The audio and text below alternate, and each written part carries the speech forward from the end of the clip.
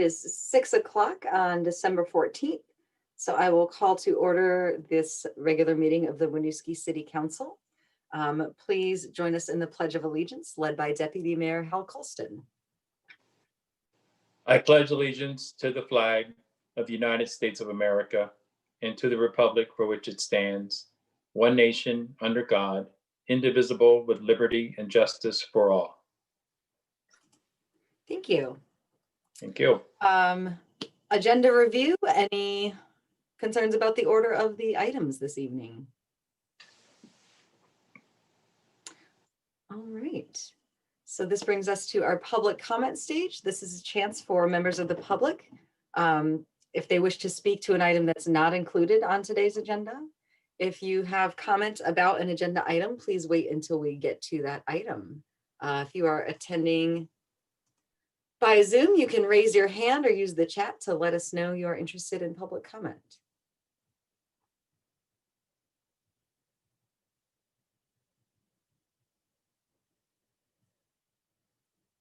All right, seeing none, we will move to our consent agenda. We have our council minutes from December 7th, last week, and accounts payable warrant ending December 10. Any concerns about the consent agenda? All right, I would entertain a motion to approve both the council minutes and the warrant. So moved. Second. Motion by Amy, second by Mike. All those in favor, please say aye. Aye. Aye. Aye. Motion carries. Thank you. We are at council reports.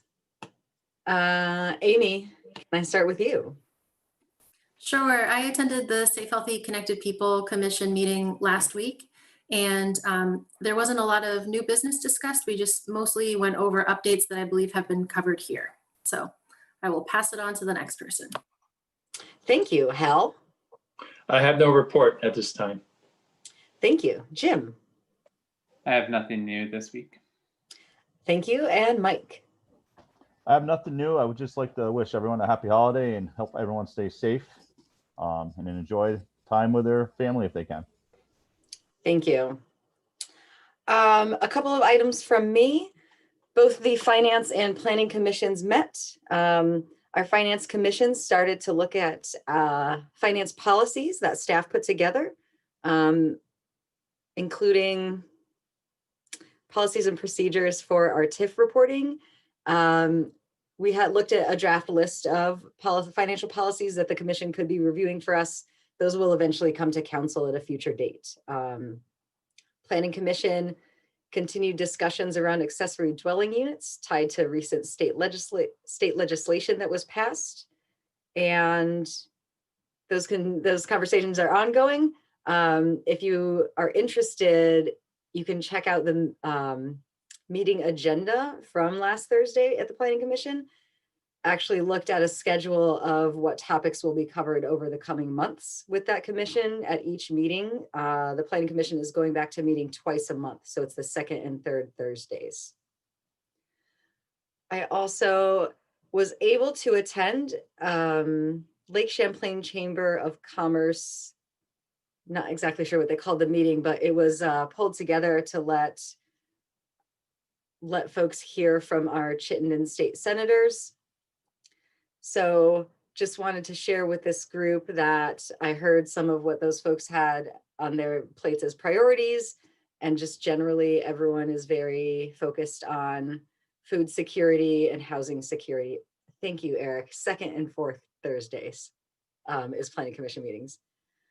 And that when the legislature reconvenes, they will be jumping right into more COVID relief discussions. So I was pleased to hear that. With that, I will pass it to our city manager, Jesse Baker, for city updates. Great, thank you. Just a few updates tonight, as most of you are noting, we have only had a week between meetings. I want to start with a general citywide COVID update. We are tracking a few situations here in Winooski, and because of that are restarting our daily huddles with the Vermont Department of Health and our community partners. So those are first thing in the morning and really trying to keep everyone on the same page with emerging issues, coordinating support to our community members, etc. I do want to encourage all of our residents. I believe we are going to see our numbers increase in the next days and weeks. So just encourage our neighbors to please do not socialize, spend time with people outside of your immediate household, wear masks, socially distance, wash your hands, and really pay attention to the guidance being issued by the governor.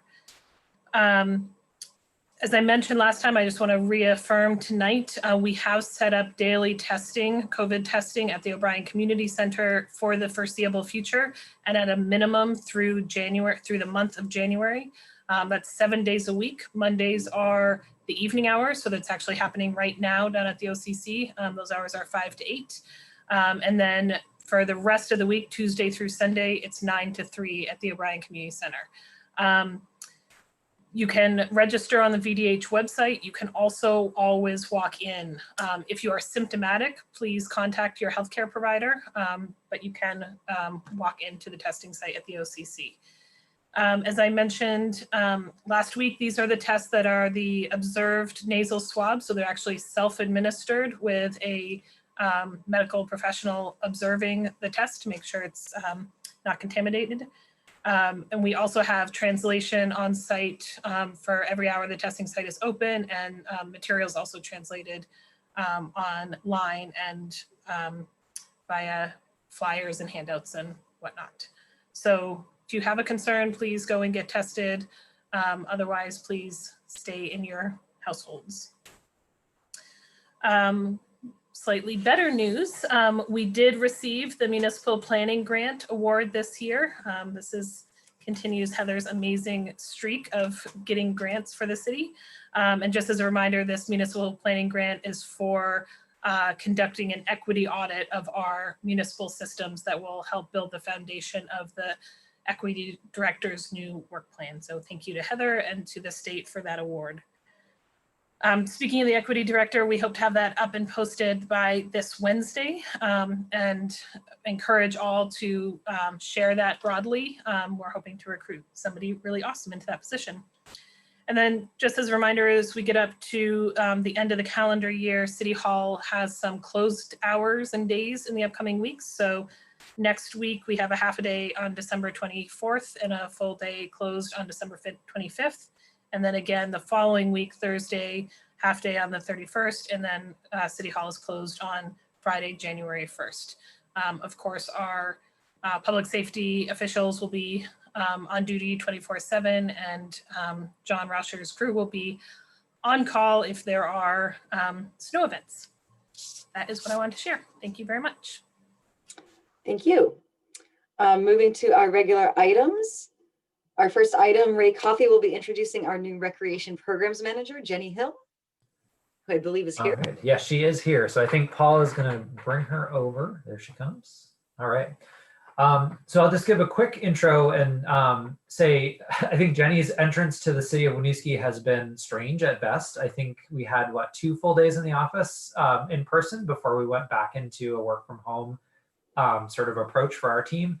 With that said, Jenny has been an awesome addition to the team. Already you're starting to see programming coming out.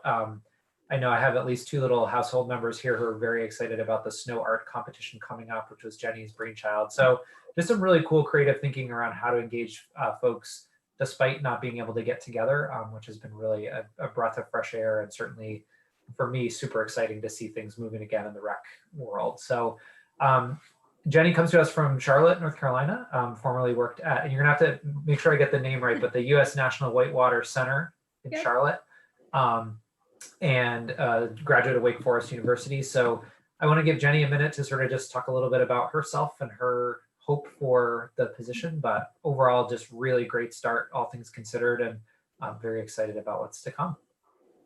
Yeah, sure. Thanks for the introduction. Yeah, like Ray said, I went to Wake Forest. I actually studied architecture while down there. But, like all things, sometimes you just find yourself in a different place in life. So kind of found my way into recreation as a raft guide. That's what I used to do in the summers. I worked out in Colorado and lived in either my car or my tent. So a lot of experience kind of out in the field. And then post-graduation, like Ray said, was at the U.S. National Whitewater Center.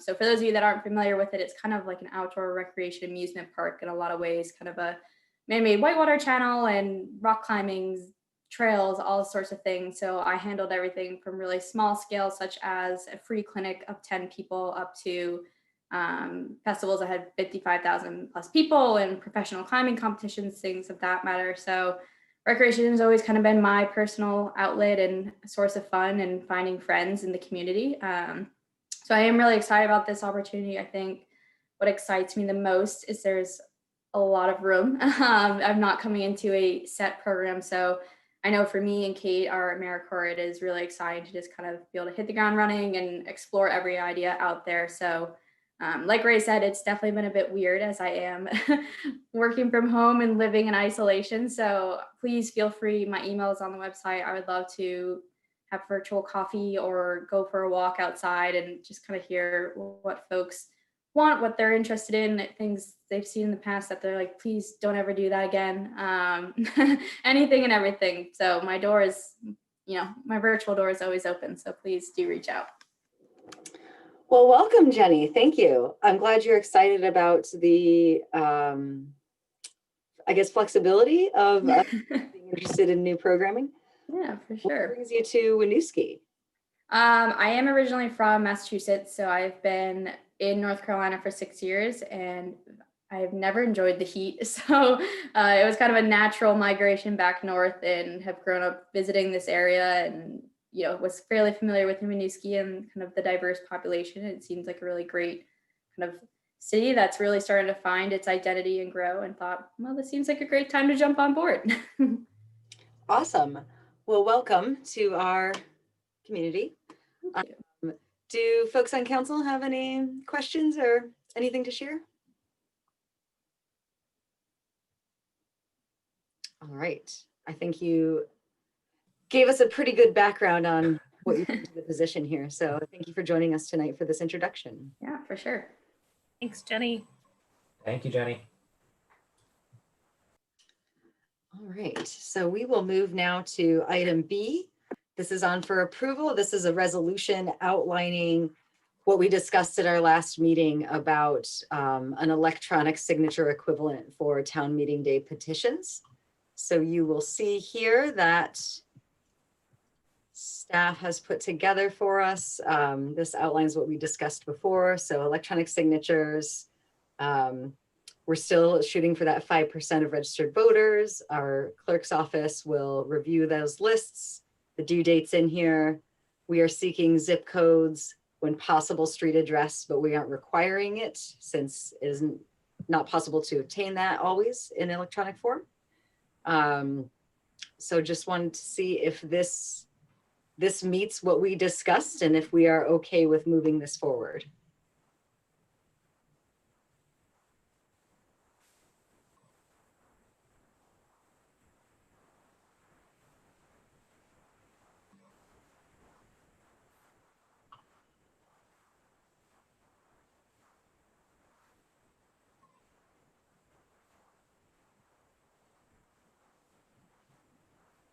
I saw some head nodding. Are there any concerns about language here or questions about the content? Mike, I see your hand is raised. Yes, as I'm reading this resolution, it says continues to experience the impacts of COVID-19.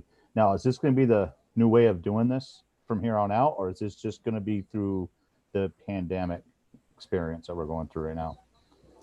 It's this is still just supposed to be for town meeting day 2021. So that's why it's titled that way. If things continue to trend poorly and at the next local election we're having, I think we would implement a resolution again specific to that particular election. Okay. Thank you. You're welcome. Amy, were you raising your hand? Yeah, I was just hoping to get some clarification about the statement about the email address being included. I know that was something that came up at the meeting last time. And I believe we told the group that was here that they did not need a petition that included email addresses. So yeah, so they don't. That is specific to the person submitting the petition so that we can get back to them. So whoever Okay. makes an effort, it's just that one individual that we want contact info for. Okay. Do you think that we need to do anything to clarify that in here, or do others feel like that's clear? I think it's clear it's written to me that it's the petitioner's email that's required, not the email of the signee.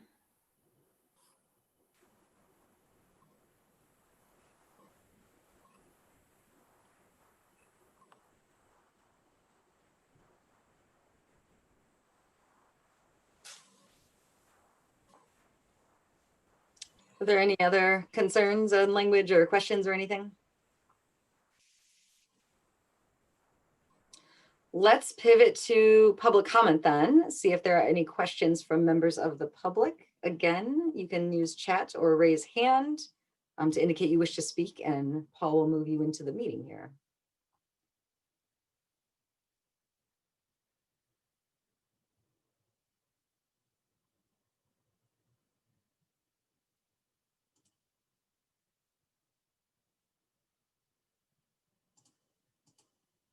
All right. Hearing no, oh, no, I see a hand raised. Kara, go ahead when you're ready. Hi. I guess I was just wondering, how do we get an official number on the 5% of registered voters? Jesse, you want to speak to that? Sure. So that is it's a hard number to get in that it changes daily as people register to vote here or register to vote in other communities and are therefore pulled off the voter registration list. Mhm.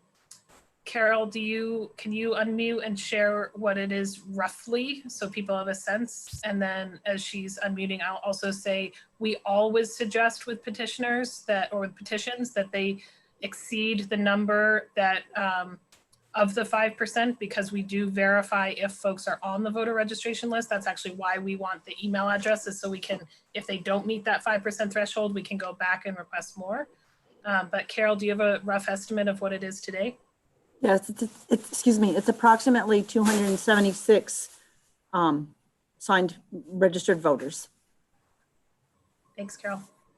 You're welcome. Kara, does that answer your question? It does. And then my second question was, so the latest it could be received, a petition could be received is January 19th. But if we wanted to have that sort of that buffer in of being able to get more signatures if it was needed, you would recommend getting it in by the 12th or the 11th? Sure, as soon as you can get it in, Carol will verify the signatures and get back to folks. The drop deadline is January 19th to get on that final agenda for the council, so we won't necessarily be able to verify if we receive on that day. But earlier the better, and we will try and turn them around very quickly. Okay, thanks. Thank you. Any other questions from members of the public?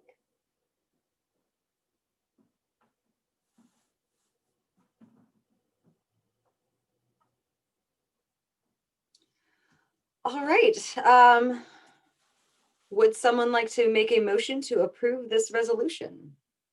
So moved. Second. Motion by Jim, second by Mike. All those in favor, please say aye. Aye. Aye. Aye. Motion carries. Thank you.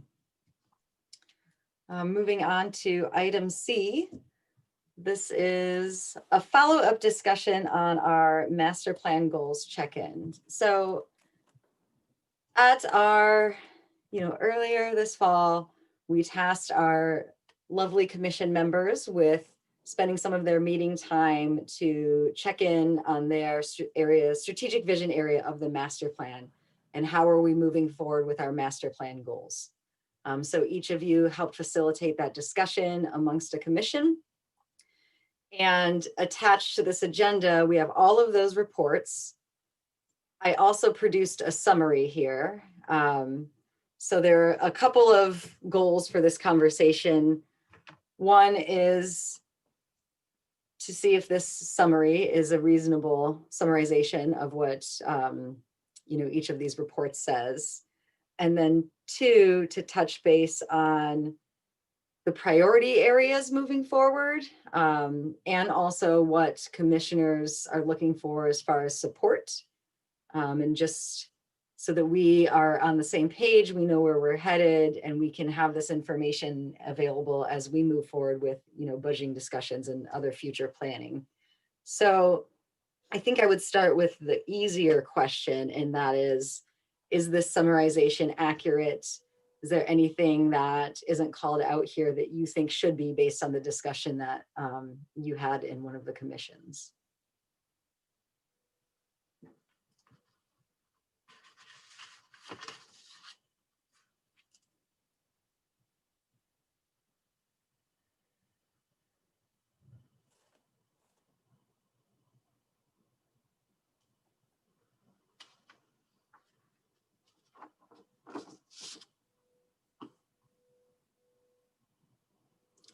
I do have a specific question around housing that Jim, maybe you could enlighten me on, or Heather. I noticed in the, what is the question? Is there anything that we're not on track towards? Zoning incentivization for affordable housing was called out there, but it wasn't specifically mentioned also in the priorities. So I didn't include it in the summary, and I wonder if I just sort of missed the context there, if that should be elevated to as high a priority as the Housing Trust Fund and the bedroom targets. I mean, I can start, and Heather, you can correct me if I misrepresent, but I think that was not as high a priority as the Housing Trust Fund funding source is the single most important component, where if we don't make progress on it, then a lot of the other goals suffer. So I think that was an area that certainly should stand out as the most important thing to keep an eye on. And the mention of the bedroom targets as opposed to unit targets is really kind of a reflection about the methodology used by the commission to, like, if that's something that they want to adjust in the future, and maybe not so much a goal that hasn't been met. But I think when we were talking about, when the commission was discussing whether we're meeting that mix that we are after in the master plan, we focus on units, should we focus on bedrooms? So I think as far as zoning mechanisms, I think that was more of like a issue that the commission wants to look into going forward, but not necessarily as critical to the goals. Heather, does that sound right?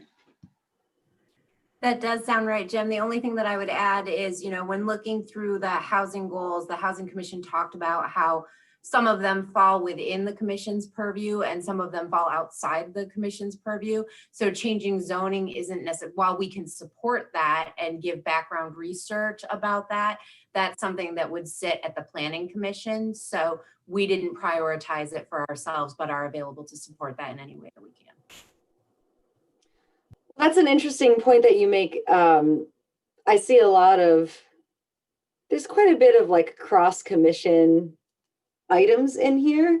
And I think one of the outcomes of this should be taking this back to each commission so that they can also see, like, what do the other commissioners view as a priority? How does that tie into the work that we are doing, and help that inform what folks are focusing on going forward.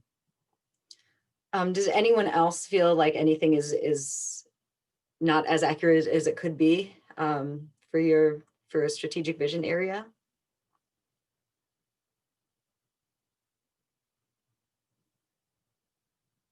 Jim? So this isn't an inaccuracy, but just maybe a question to you, Mayor, about the Planning Commission, because as I read through, I noticed that two of the commissions raised issues around weatherization and energy efficiency, and that was originally one of the incentives to examine alongside with affordability. I'm just curious if the Planning Commission has kind of dropped that as a primary focus, or if, again, thinking about how to connect commissions back to each other, is that like something we can communicate to municipal infrastructure that that's been somewhat accomplished, or there's a reason it's being dropped from Planning Commission's work? It hasn't been dropped. It's been pushed back, I think, in timeline. So at the last meeting, this sort of timeline was looked at to work through. Eric might better describe this, but like a subset of zoning that we want to look at, and form-based code. So that falls in form-based code review. And a lot of that conversation we have decided to pause on until we get information back from the parking study. And I honestly, I also think that well, I don't know what the timeline is on the latest grant we got. I think that'll be helpful. But also the historic preservation study. So both of those studies are due in March-ish. And so after that, I think the Planning Commission will be picking back up on form-based code review. I do think, though, I don't know where this fits in. I did see weatherization and energy efficiency coming up, and it triggered in my mind that we will have at some point in the next year or so the noise compatibility work starting. How do we engage with that? I think there's definitely more to be discussed there. Haven't thought through like what's the entry point in that discussion and where that begins yet, though. But I think that's something worth noting to bring back to as we bring this information back to commissions, to say like this is on the radar, and here is a way potential timing for getting engaged in that again. Eric, did you want to correct anything I said? Great.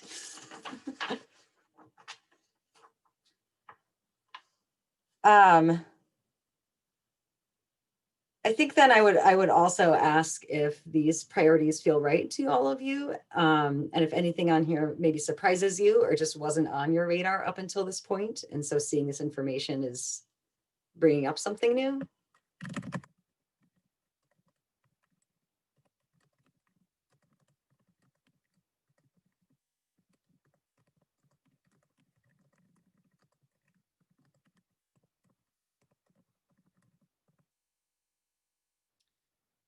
Jim.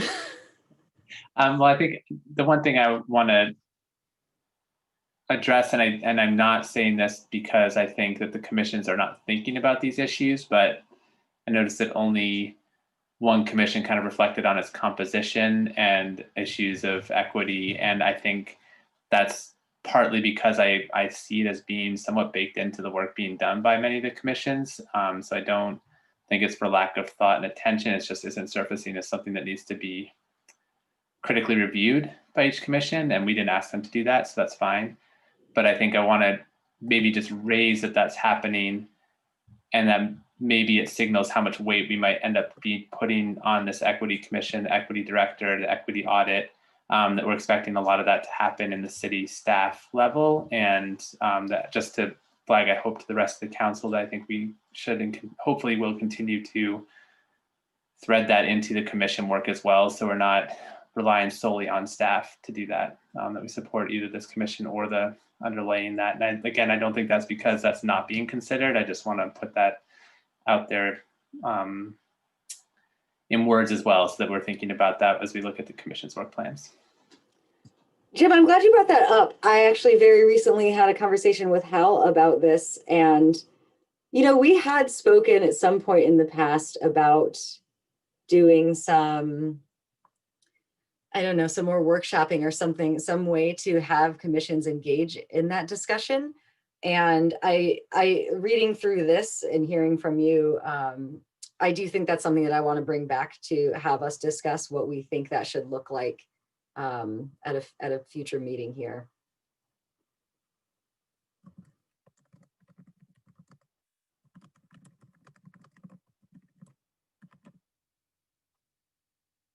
That might be a good segue into what supports commissions mentioned that they were looking for.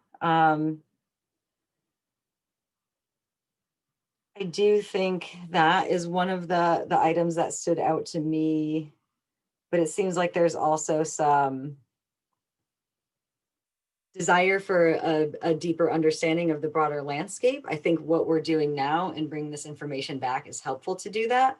But I would ask for each of you to think about more, you know, the commission that you are supporting, reflect on like, where do you see connections across commissions or with other work that they are not necessarily engaging in? And we can talk about, you know, where it's appropriate, like maybe we have joint meetings or, you know, other collaboration across commissions.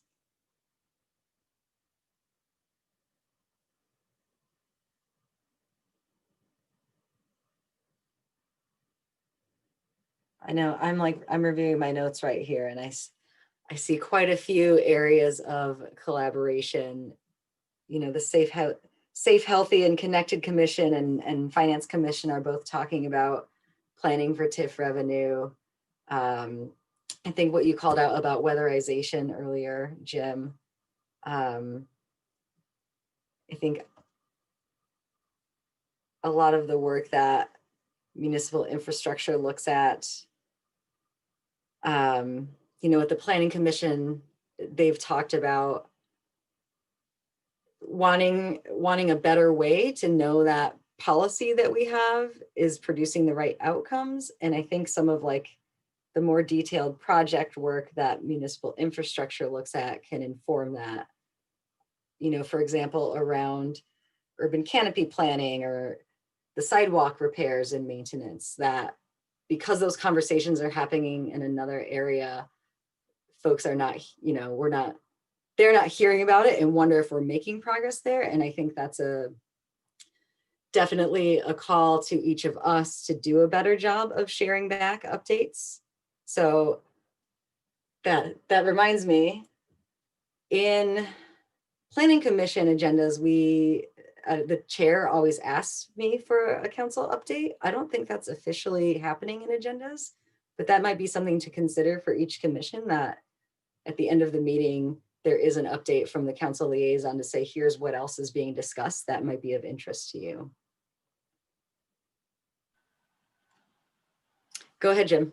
I'm wondering if, as you were speaking, I was thinking about how we could also try and communicate what other commissions are working on over the last month as well as part of that, because our commission members may not be reading the commission updates from other commissions. And maybe that's even just to say last month, these were the agenda items, so that you know that Safe Healthy talked about this, or that municipal infrastructure spoke about that, just to keep them aware of what each other are doing as well as a council. That could be a nice compliment as well.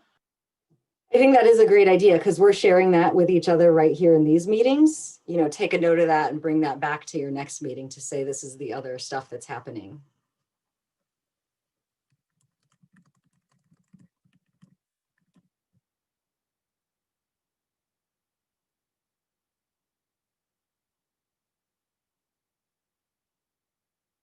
I am going to make a note of some of these ideas and suggestions.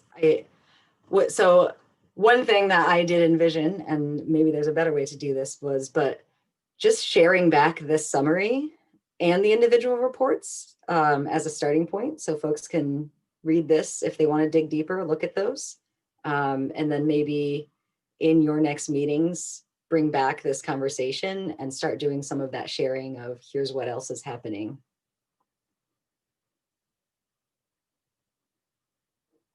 Are there any other needs that folks heard that we should think more about how to address?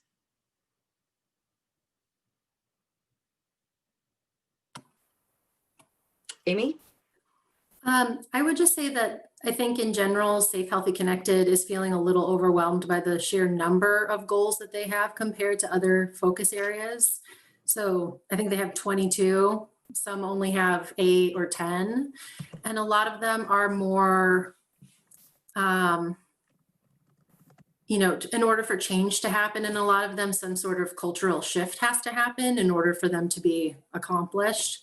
So things like food insecurity and healthcare. So I think, you know, from the meeting that we had, they were just feeling a little bit overwhelmed by the gravity of some of these goals and wondering how they as a commission in Winooski can solve them. So not that I think we need to have an answer tonight, but I just wanted to kind of put that out there because I think this commission is a little bit more unique than say municipal infrastructure, where there's very tangible goals of like, we're going to put a new sidewalk. I think that's a fair point, and I think that is part of this improvement in communication, that, you know, here are ways that we are as a city working towards addressing food insecurity, and that they're happening without direct involvement of our commissioners. And I think similar to, you know, the example Heather raised earlier about leveraging zoning to incentivize affordable housing, that the Housing Commission isn't responsible for that, but it should be on their radar, or they might support it in some way. So I think that is something that we can do better at, is sharing like, here's work that you can support versus, you know, where you're really more likely to spend your time. That's also been a challenge, I would say, with our Finance Commission and finding their footing and where they can really be of service, versus, you know, there's some like broad economic development goals that they probably won't directly inform right away. Are there any questions from members of the public on this or comments?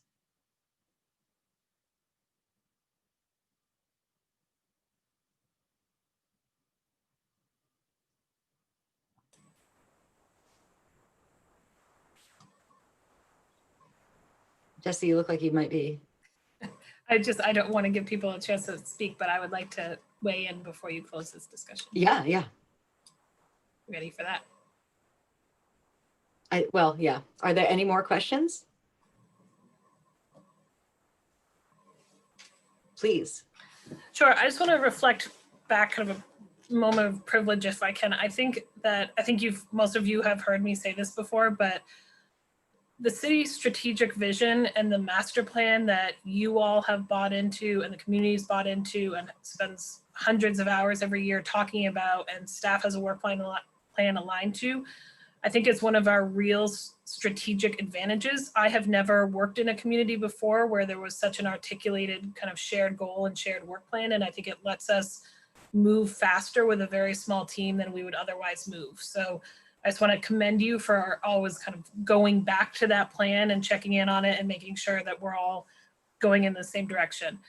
I also want to just acknowledge that this conversation you're having and the conversation you had with your commissions is really hard work, you know, taking an 8-year plan and talking about what you're currently doing on it, and what you're doing on it as essentially volunteers, both counselors and commissioners, is really lofty and hard. And I think we do want, you know, we as staff are here to support you as council liaisons to these commissions. You know, really they're your policies advising commissions, but if there's a way that your staff liaison can support you in doing this work, we are here for you. But also want to just call out that this is an 8-year master plan and we're about 1.5 years into it. So I don't want any of you or any of our commissioners to feel like, oh my gosh, we haven't solved food insecurity yet, or, you know, rewritten our zoning. This is work that we will do together over many, many years. It's great to check in on it regularly. But I really hope you as counselors and the commissioners kind of celebrate the successes we have had very quickly in 1.5 years, because it's pretty impressive when you look at it in a big picture. And I would challenge any other community in Vermont 1.5 years into their master plan to go look at their accomplishments, and I bet we would win the number of things we've actually gotten done. So just wanted to frame that a little bit. Thank you.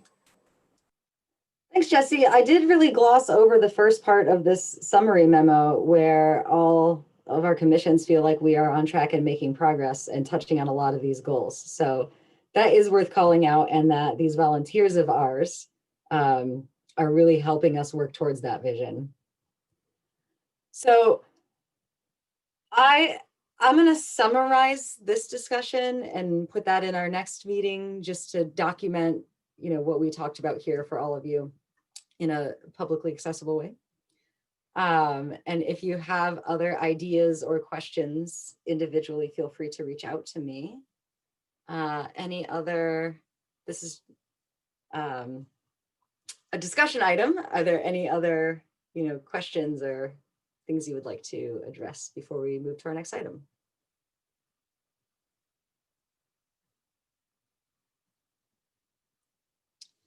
All right, well, thank you to commissioners and to council and staff liaisons for the work of taking the time to check in on this.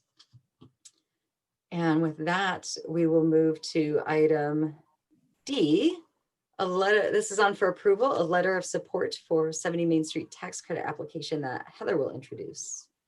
Yep, so pretty straightforward. I've received a request of a letter of support signed by the mayor, but approved by for an application that is being made for 70 Main Street, which is the former Key Bank building location, as it is being transformed into Four Quarters new brewery and tap room.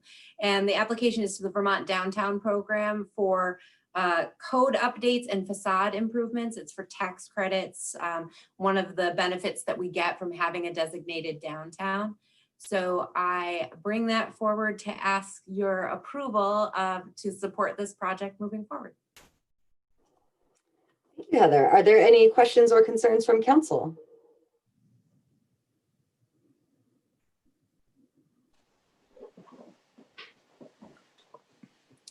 Any questions or concerns from members of the public?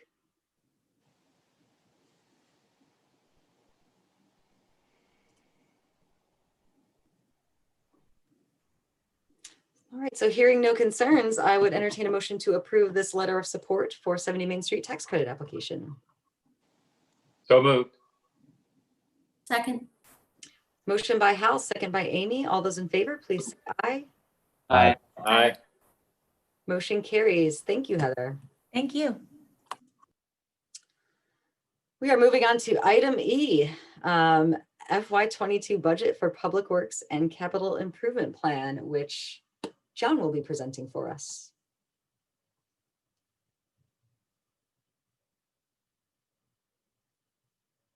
John, you're on mute. There you go. Share my screen quick, one sec.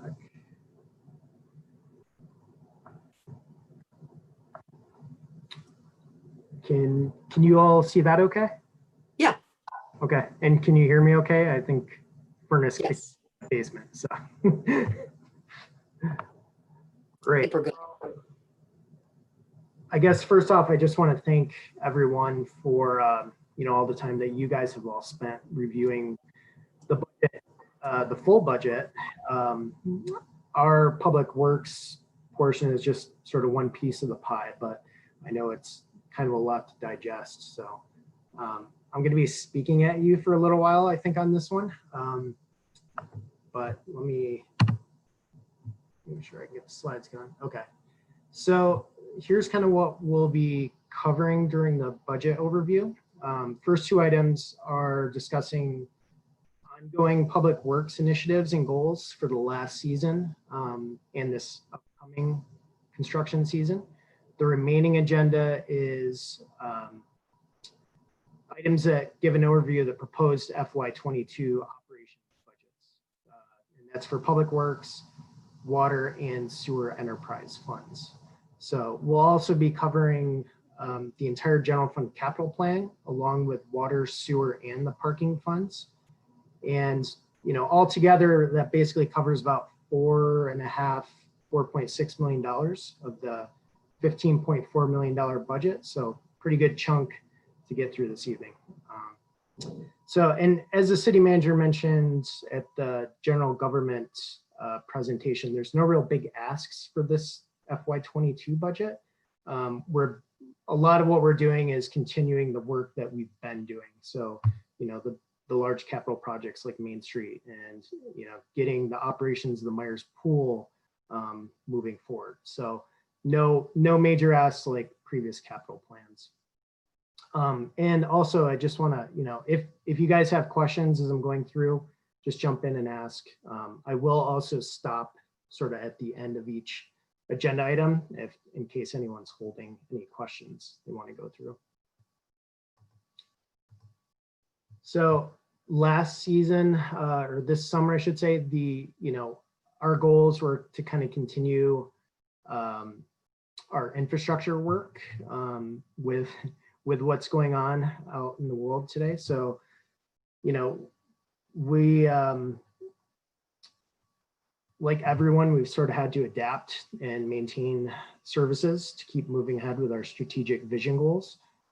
We also had to adjust to deliver projects that were already in progress. So this last season was pretty challenging for us, but I think kind of going through accomplishments here, overall, we were pretty successful in wrapping up the last season's work. So we completed 2 of the relatively recently approved capital bond projects. So that being the Myers Pool and the wastewater treatment plant headworks improvement project. And we're also more than halfway through complete with the Hickok Street reconstruction project, which is targeted to be finished next summer. So with those 3 projects, we've invested and completed approximately $5.9 million worth of improvements to the city's facilities and infrastructures. So we're pretty pleased with the progress given the COVID impacts of this season. We've also begun prioritizing staff time and resources towards sidewalk improvements and street tree plantings, some strategic goal initiatives that we've discussed. And we'll talk about sidewalk capital planning more as we get an FY20 capital budget. And also I'd like to just call out that we've been sort of chipping away at some stormwater projects, some smaller ones. And really this is to set us up for our phosphorus control permit requirements. So the state has required that we have new phosphorus thresholds that we have to meet. And through these smaller kind of stormwater projects where we get some grant support, it's going to set us up so that we're not going to see a major investment required to meet those thresholds. So we've had pretty good luck with obtaining those grants and just kind of, getting some of those small projects out of the way. So for moving forward into next summer and FY20, we're looking basically to build on some of that previous capital project work. So, Main Street is obviously the big one where we're going to be spending a lot of time and resources. And, like I said before, there's no big ask because we're continuing to move on with work that's already in progress. On this list, though, I do want to highlight just a few things. So some new initiatives. I think most of you have kind of seen some of these before, but just to reiterate them. The treatment plant phosphorus permit update. So we will be getting a new state permit coming up in the next few months. So we're expecting we're going to see a reduced phosphorus threshold at the treatment plant, similar to the stormwater permit, but we don't expect any capital expense that will be coming up due to that. We pretty much think we can handle that with operational changes based on some sampling we've done already. So the other item, sidewalks, it's something we've discussed previously, but we're targeting to increase sidewalk replacement for next season. And then traffic calming policy. So this may have been brought up previously as well, but during this COVID outbreak, we received a lot of requests from residents this summer about traffic speed. I think a lot of that's driven by folks working from home, looking out their window and kind of observing what's going on outside on their street. So this is an initiative we'd like to move forward this winter with CCRPC. And basically what we're looking to do is prepare a policy that outlines a process for reviewing some of these concerns, and then looking at what potential options we have for implementation of traffic controls. So that's more of an administrative task that we'll be looking to start this winter. And then I think the other thing to highlight is VTrans projects. So they have, you know, a slate of improvements coming our way starting next season. So we've continued to kind of coordinate with them on a few projects. But, you know, our main concern is we're trying to limit disruptions to the public and the community, and especially our local businesses. So that's going to be a major task for us this upcoming season and in FY22. So starting to get into operations budget, you know, this is our org chart. So no new requests for this year. In total, we've got 16 full-time employees. As shown, you know, director, myself, 2 division managers for streets and water resources, and then a city engineer to kind of cover and focus on project development and implementation. And then on the field crew side, we have 7 staff assigned primarily to streets and grounds and facility maintenance. 1 fleet manager that functions as a mechanic, so he keeps our fleet operational, and 2 wastewater treatment plant operators, along with 2 water resource staff that maintain our distribution system for water, sewer, and stormwater system.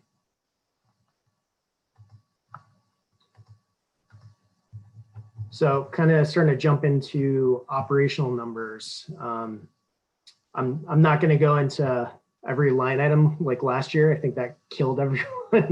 Start going through those, and it's kind of a weird presentation to do remotely. So we're going to keep it sort of high level. But you can find obviously all those line items on page 44 through 46 in the budget book. So for FY22, we're looking at a proposed budget of 1.358 million approximately. So pretty close to what we spent last year for operations. And in general, we're looking at level service funding for our public works operation.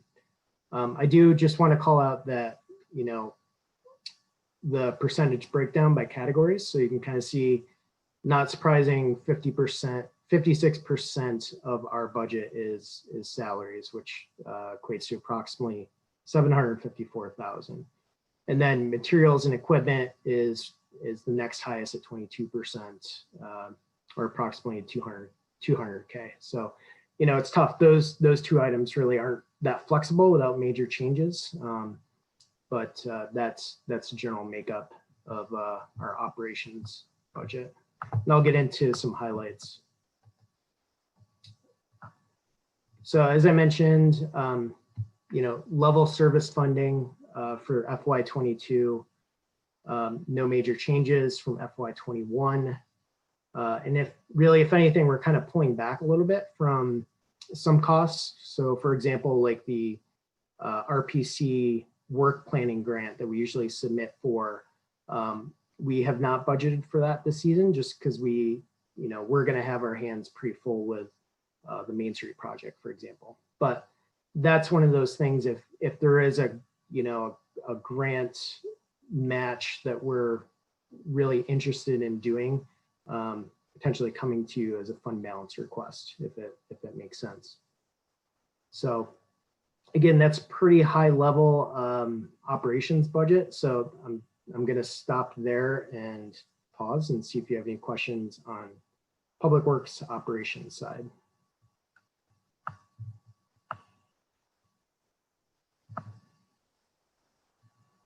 Great. Okay, keep going. So the fun stuff, capital.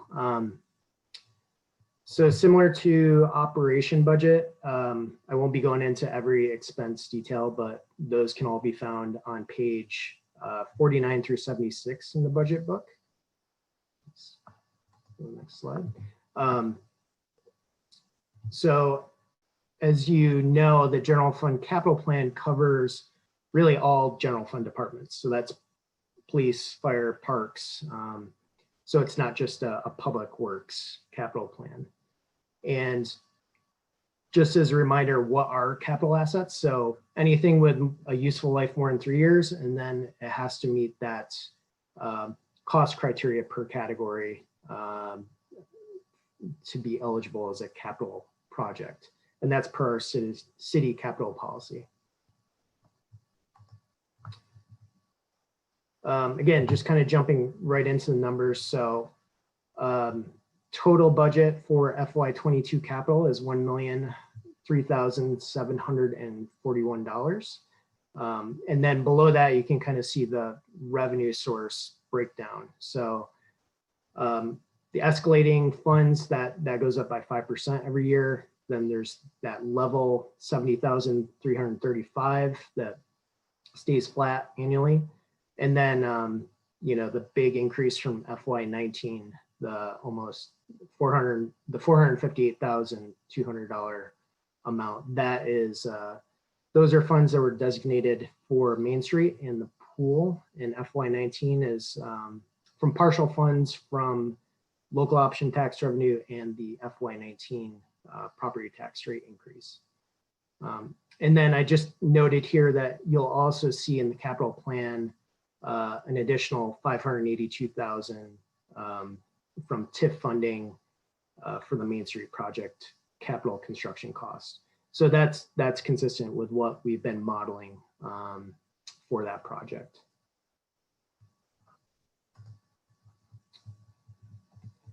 So next, getting into sort of the debt side of the capital plan. So these are equipment, projects, improvements that we have to finance because of a large upfront cost. So it's, you know, you start off with $1 million and it's like, wow, we've got all this money for capital, but then, you know, half of that's already gone. we've got $500,000 in existing debt currently. And you can find that breakdown on page 52, but as you'll see, half of that $500,000 is the Myers Pool construction debt.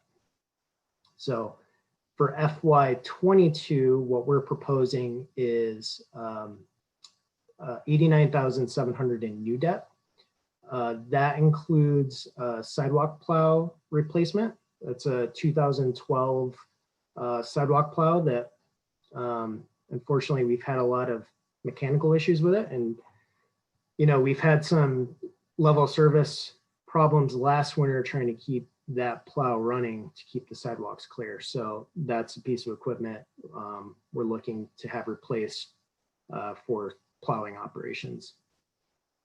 And I should say that piece of equipment's about $150,000. So the $39,900 is what a 4-year annual cost would be for that piece of equipment. And then the second item would be the Main Street revitalization project. So $49,800. That's our estimate of a first interest payment on a capital project. We'll get into that more when we do the Main Street update to talk about schedule, but that's sort of a placeholder because if we don't move into construction, that's from that dedicated FY19 funds that would just push into Main Street dedicated reserve fund. But we're just calling it out as potential placeholder, if we're moving into construction. And I will say that also, yep, go ahead. Sorry, John, I was gonna ask for the 89,000 new debt. Does this is new, like it's not replacing debt that has rolled off. It's completely additional. There's some debt that has retired this year. But so the money that's raised, the $1 million, it's out of that pot. So we're not requesting additional funding for capital. It's just part of that $1 million that's already programmed. Can you remind me what the 5% escalation amount is? Did you have that number? I don't. Does Angela know it off the top of her head? I'm sure she does. I think I have it. I think it's in It's approximately 22,000 a year, so it's not on the full million. It's only on the base amount that was approved by voters before I started with the city. Okay. The additional funds that we've added to the capital plan for Main Street and Pool are not escalating by 5% a year. Okay. Thank you.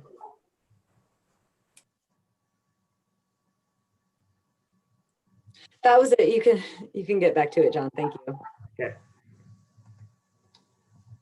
So that kind of moves us on to, well, sticking with debt service, I just wanted to call out some changes in the format this year. So for each of these capital projects, we do a project sheet, basically a one pager with any attachments that support the project.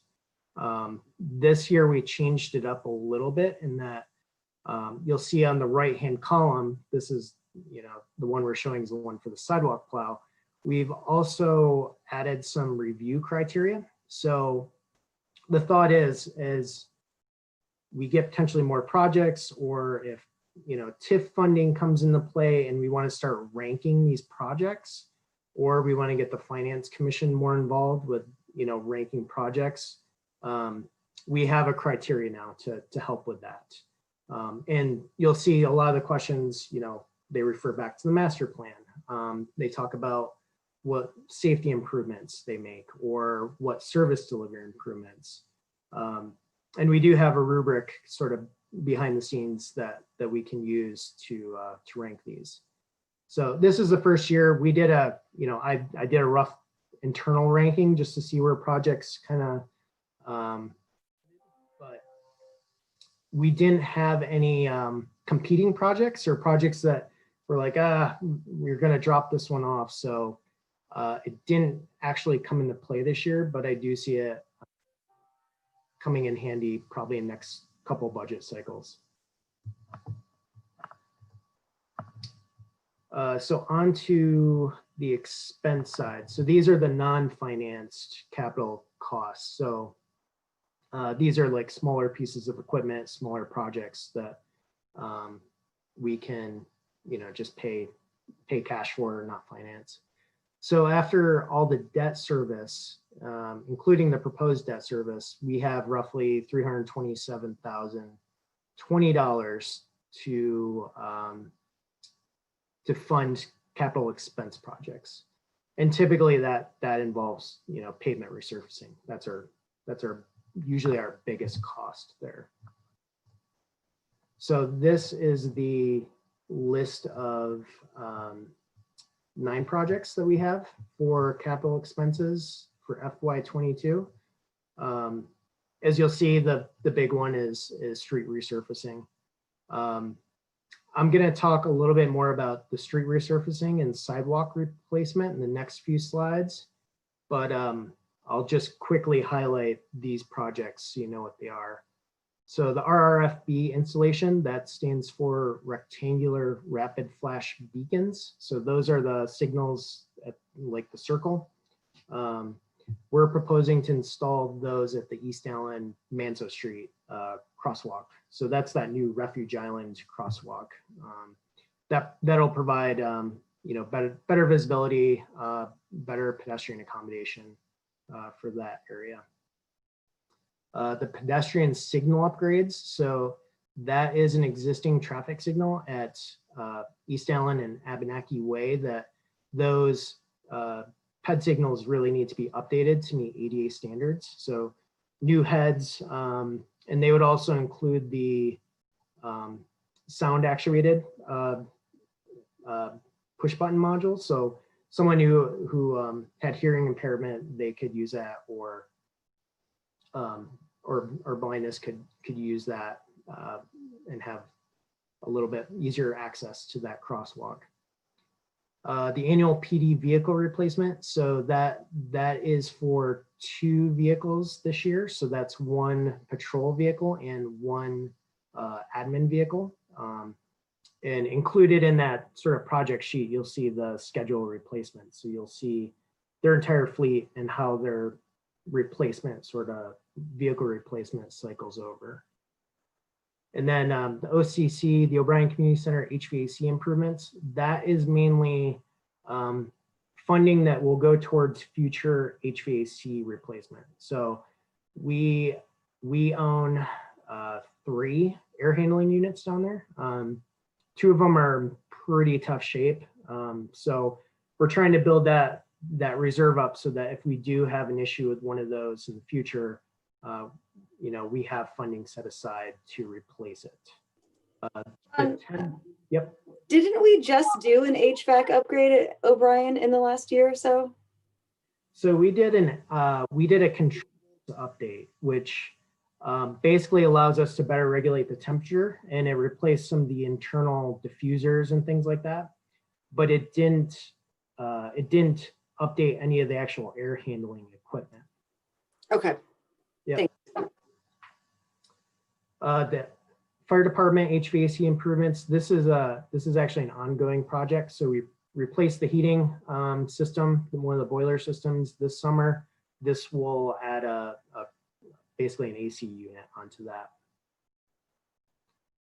And then the last 2 kind of smaller projects, the DPW, we have a heated pressure wash system for, we specifically use it for wintertime operations, spraying off trucks with salt, things like that. So it basically keeps, you know, temperature warm so that we can clean trucks.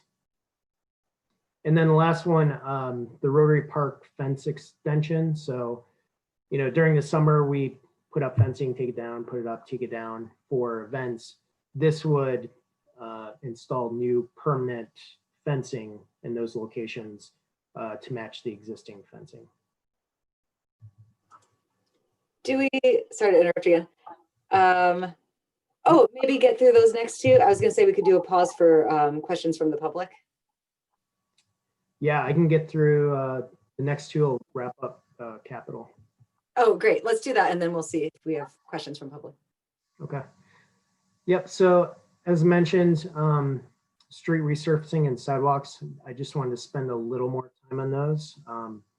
So for next season, we're looking at the streets shown on this sketch, which they're kind of outlined in the yellow dash. So that's Hood Street, part of Bellevue, part of Dion, and then Hickok Street, which is part of the reconstruction project. So we'll have quite a bit of paving work next year.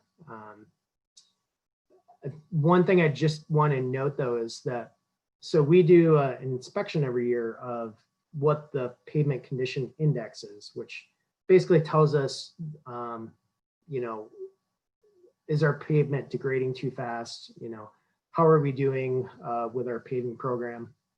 So we do it on a 2-year cycle typically. This season, the weighted average was 65, which isn't great. We're trying to target a 72 based on infrastructure commission feedback. So we are seeing sort of a steady decline, even though we have been, you know, we've been increasing our funding for paving work. So, you know, I think our goal is next few budget cycles to come to you with some options to look at, you know, paving improvements. We'll also see how, you know, potentially the Main Street, you know, with Hickok Street, and we may see that some of those other pavements aren't degrading as slow as we were predicting. So we may see that number creep up, but just something to call out. It's something we pay attention to, you know, for our paving program. So, and on the sketch, it's a little clear in the budget book, but the colors do correlate to the pavement condition. So red is terrible, it's failed. The purplish is poor, blue is fair, and then gold is, or green is in good condition. So that's what the colors sort of represent here. And then sidewalks. So in the capital plan budget, it's shown that we have 10,900 for sidewalk replacement, but that doesn't really reflect the amount of work that we're looking to do next season. So we, in total, we're looking to replace 4,700 linear feet of sidewalk. And that's shown here on this sketch as well, kind of dashed in yellow. A lot of that work's going to be done on Hickok Street as part of the reconstruction project, the debt portion of the capital funding.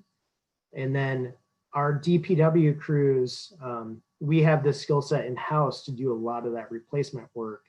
And we did quite a bit more than we typically do this past summer to kind of get ready for that.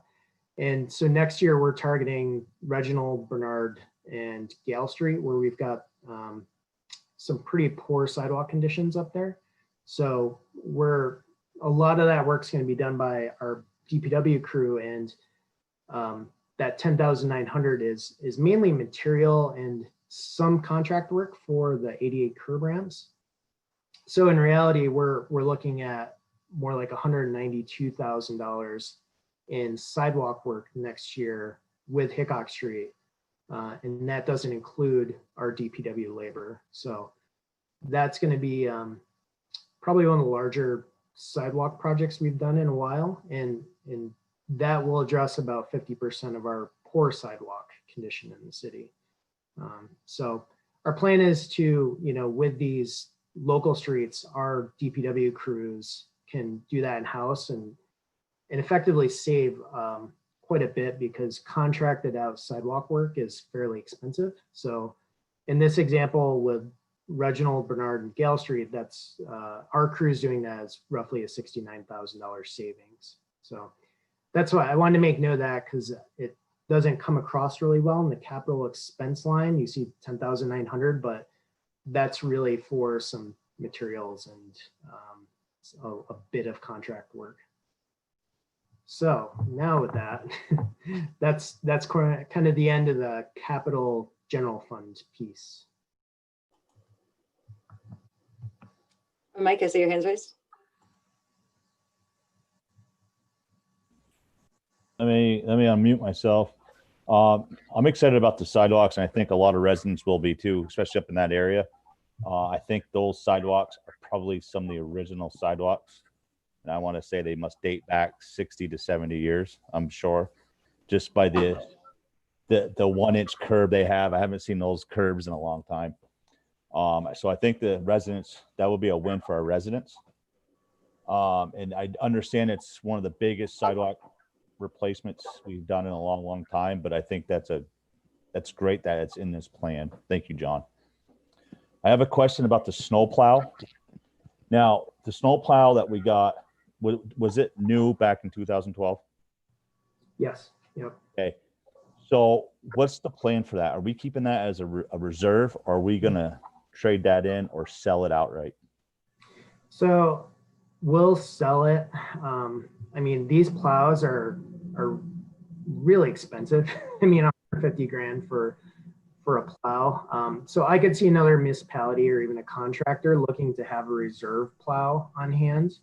And then that funding could help either support the new plow or just go back into the fleet capital reserve for future purchases. Okay, that was my question. I was like, do we have a plan for that yet? I knew you did, but I wanted to hear it. And then the resurfacing budget. Now, trying to figure out some of the roadways that have been complained about, West Spring Street and East Allen Street. Do you have an answer for that problem, especially the intersection, I think, of Russell or Franklin and West Spring Street? That those sections are in really terrible shape. And I'm just trying to figure out if there's room in the budget to accommodate those areas. I think you mean East Spring, Mike. East Spring. Okay. Yeah, okay. Yes, Yeah. you're right. I'm sorry. East Spring's a little tricky because that's one where we would like to install sidewalk potentially. So we want to have a plan for that before we resurface, because if we resurface and don't do the sidewalk and curbing work, we're probably not going to touch that for another 15 years, hopefully. So I think we want to understand if we can fit that in, but in the meantime, we can do some temporary more permanent patches. There's a section there where it's, you know, there's quite a few potholes, but it's localized because there's trees and, you know, it's not drying out very good. So I think in the interim, we can do like permanent patching and then try to push that sidewalk design along. So we don't want to miss that opportunity. We've heard that quite a bit from residents and it's in our transportation master plan. So, you know, I think we can probably only give it another year or so before we have to look at surfacing. And with East Spring, the other piece of that is it's a class 2 VTrans road. So that's one where we would look for VTrans funding to help support that paving. Is that East Allen Street? You mean? No, East Allen's getting resurfaced, not this summer, but the summer after by VTrans. So that's one of those projects we're going to be coordinating with them on. And that's supposedly going out to bid next year about this time. Okay. But East Spring is also class 2, isn't it? East Spring's class 2. Yeah. Yeah, East Allen is class 1. Yes. Okay. Yeah, I mean, I think you have to wear a mouth guard going down East Spring Street by the Russell Street area. It's terrible. And I know when I see local people out walking or out in the summertime, that's one of the first questions they ask is about the roads, and especially in that area. Thanks, John.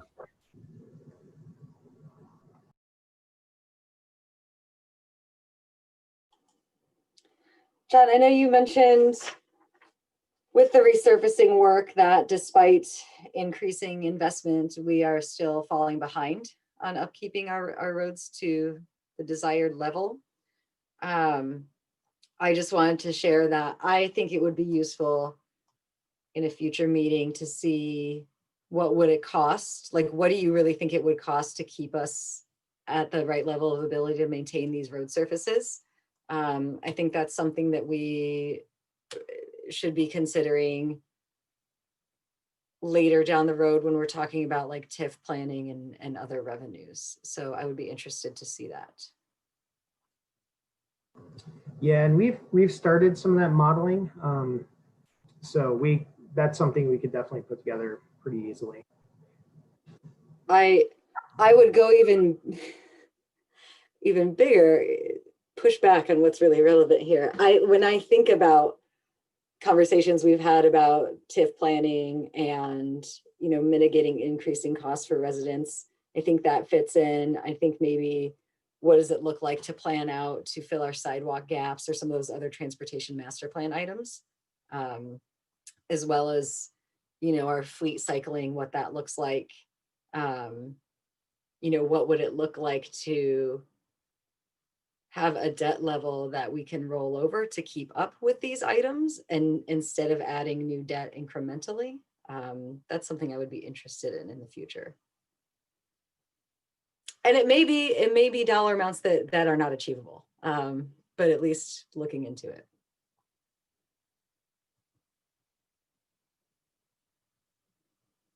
Are there other Jim? Yeah, this is a minor one. And first of all, I do like the updates to the sheet, and I appreciate you calling out more explicitly the sidewalk component, because I'd flag that as a mismatch between perception and the level of work that we're doing. So thank you for making that clear. This one's really small on the Rotary Park fence extension. I guess I haven't taken where the proposed location is and crossed that with the Parks and Open Space Master Plan, but just guess I wanted to ask, is that compatible with what has been approved there for potential future infrastructure? Or are we building something that'll get moved in the next couple of years or decade? Yeah, that's a good point, Jim. I know, and I will talk to Ray about this a little further, because I know there was some discussion of the Parks Open Space Plan that potentially relocate some flagpoles and obviously make that front sort of entry into the park more prominent. But that's, you know, that front piece is not where we're proposing to put the fencing. But I'll make sure to coordinate with Ray so that, you know, it doesn't impede anything that's in the open space master plan. Thanks. Mike, is that you again? Yes. It is. I got a minor question too. The new reflective pedestrian signs that have the flashing lights. Do you plan on building a maintenance budget in for those? Because I know we've had a hard time with those in the past down at Rotary Park and by Dion Street, I believe, by the housing unit there.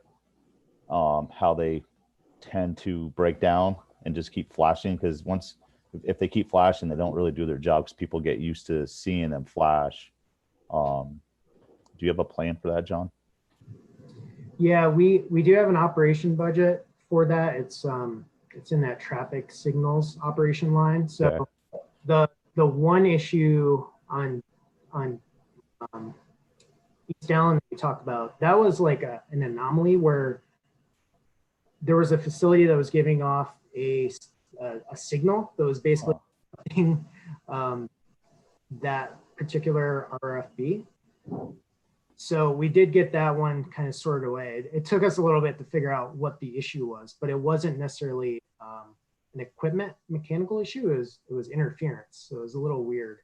And the only issue we've had at the Rotary was somebody hitting it, unfortunately.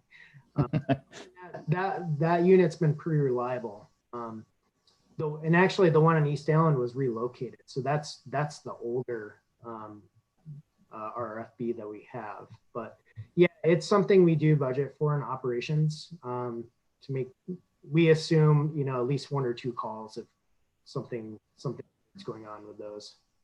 Perfect. Thank you. Yep.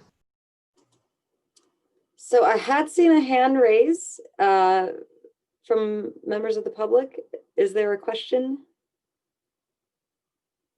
I didn't catch who it was though.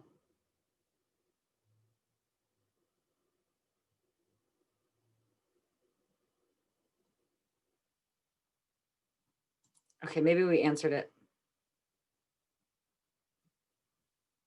Back over to you, John. Okay, so on to the water fund. There we go. So no major changes for FY22. Again, the operation lines are on page 78 through 90. We'll go through each one. But highlights are, you know, level funded, no new capital requests for FY22. We're done with capital on the water fund for a while. And then we are looking to continue that stepped rate increase that we've sort of reviewed previously to get us away from using the reserve fund to balance the budget. So again, jumping right in the numbers. So what we're proposing for FY22 is a 3% rate increase. So that would increase our rate from currently it's $40.63 to $42.09 per 1,000 cubic feet. That will give us an estimated revenue of $866,835. So we're still going to have a bit of a shortfall with the budget. So we'd have to pull roughly 25,142 is our estimate from reserves to balance that budget. But what we're proposing is FY23, similar increase at, you know, say 3.7%, that will balance the budget. So the intent would be to, you know, next year's budget, get this budget. So we're finally balanced for paying for operations and capital. And just for reference, that rate increase on a typical household at 2,200 cubic feet per quarter usage, it's about a $13 addition per year. So sometimes that 3.6 sounds a little scary when you're thinking about property taxes. You know, water rates, it's not as severe, but it is an increase for next year. just to go through operation costs a little bit in capital. So, you know, as you'll kind of, one of the highlights is, you know, the majority of our costs here are actually just purchasing water from Champlain Water District. So that's 53% of our costs. That's about 443,000 out of our budget is just bulk treated water purchase. So we don't have a lot of flexibility there. And then really where we do have a little bit of flexibility is that 13% of costs where we're materials and contracts and things like that. Within that 13% too is any contract work for water main breaks. So that's usually the big, you know, unexpected factor. So we did budget for, I think, 3 water main breaks this year. So fingers crossed, maybe things will go. Knock on wood, John. Yeah, I know. But that's pretty typical and you know, a little conservative from what we've had in previous years. So, and then getting into sort of the capital is pretty simple on the water fund side. So we currently have $70,054 in capital debt expenses. So kind of see the breakdown of what those projects are below. Hickok Street is landing on the FY22 capital debt, so that's included in there. And then the only proposed capital debt would be the Main Street project, and that would likely occur towards the end of that project because it is USDA financed. So they finance a little differently, where they close on the project, you know, at the end. So that would be more towards potentially FY25. So that's actually the water fund. So I'll just pause there if there's any questions.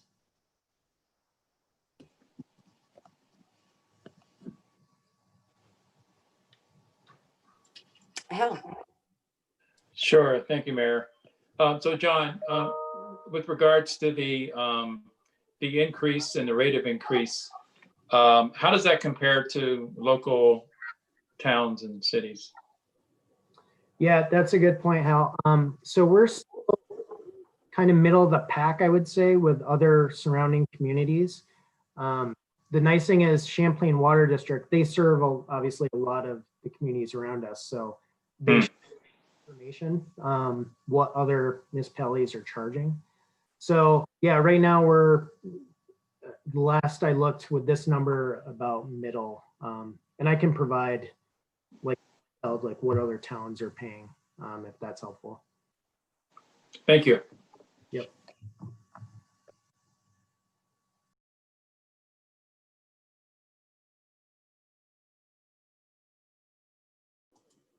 Reminder, if there are questions from members of the public, you can raise hands or chat. Not seeing any additional questions from council or the public at this time. Okay, I will move on to the sewer fund. So similar situation with the as the water fund. So we've been relying on the reserve fund to balance this budget. However, the sewer fund is much larger because we do have the wastewater treatment plant, and we've got some pretty expensive maintenance equipment pieces like our Vector truck that we have to roll into our capital fund. So for the sewer fund in FY22, we're proposing a 5.5% rate increase. That's up from $52.03 from FY21. But what that effectively does is it finally balances our sewer fund budget. And one of the concerns on the sewer fund side is that with some of these capital projects, some of the revenues that we've seen, our unrestricted reserve balance is getting quite low. So under $1,000 as of June. I mean, and I would like to see that more in the 10% range, just to give us some flexibility if there is something that comes up unexpectedly. So we're really getting to the bottom of our reserve there. We do have a total reserve fund of almost $500,000, but that, that's pretty well restricted to projects that add capacity to the plant. So, that, in theory can be used to balance the budget. So that's why we're kind of upping our timeline this year to really get the project, get the balance, get the sewer fund balance so that we can kind of move ahead and start actually planning capital needs and rebuild our reserve budget. So that, just to give you, again, a frame of reference, that for a sort of typical household is a $25 annual cost increase from last year. Again, here's sort of the operational overview. So, mainly salary and benefits. And I'm sure you all know this, but our sewer fund includes stormwater. So it's, the treatment plant and sanitary sewer system, plus the stormwater distribution system. And, we are seeing that stormwater expense side kind of creep up with some of the additional permitting requirements that we're seeing come from the state, like phosphorus control. I talked about some of the smaller projects that we've taken on to basically meet those phosphorus limits. But we are seeing, with additional regulations, some of the storm sewer side kind of, creeping up percentage-wise on the breakdown between sanitary and stormwater. The other just highlight is we do a large expense for the treatment plant is handling biosolids from the treatment plant, basically the leftover material that we need to take to a landfill. So we, we coordinate with Burlington. They have facilities to basically dry that material, and then it gets trucked to a landfill. But that's 16% of our, sewer fund cost is handling biosolids. So, and that gets us into sort of the capital expenses. So this is where you'll see, much higher than water fund, where existing capital debt, 201,884. And below is the breakdown of, where those costs come from. So, the Headworks project that just was completed, that's new debt, but that did replace some old retiring debt from some clarifiers at the treatment plant. So it was sort of a net loss there. And then distribution replacement with West Canal. Hickok Street will be likely starting debt payments in FY22 for the work that's going on right now. And then street sweepers out of the sewer fund budget. So no immediately new debt for FY22. The only proposed debt would be, again, Main Street, looking at FY25-ish with USDA loan financing. So that's the last, yeah. And that is, oops. I'll pause there for sewer fund questions. Amy. Thank you. You said that the biosolids account for 16% of the pie chart on that previous page. I don't really have much of a frame of reference for this, so I'm just curious, is that a lot for a city's budget to be comprising of 16% of that? And if so, have we thought about any sort of educational approaches to reach out to the public? Is there anything that they can be doing to help reduce that number? Yeah, so that, yeah, it's a good question. It's one we're thinking about if there's ways that we can somehow reduce that cost. So it's about $150,000 annually to handle those.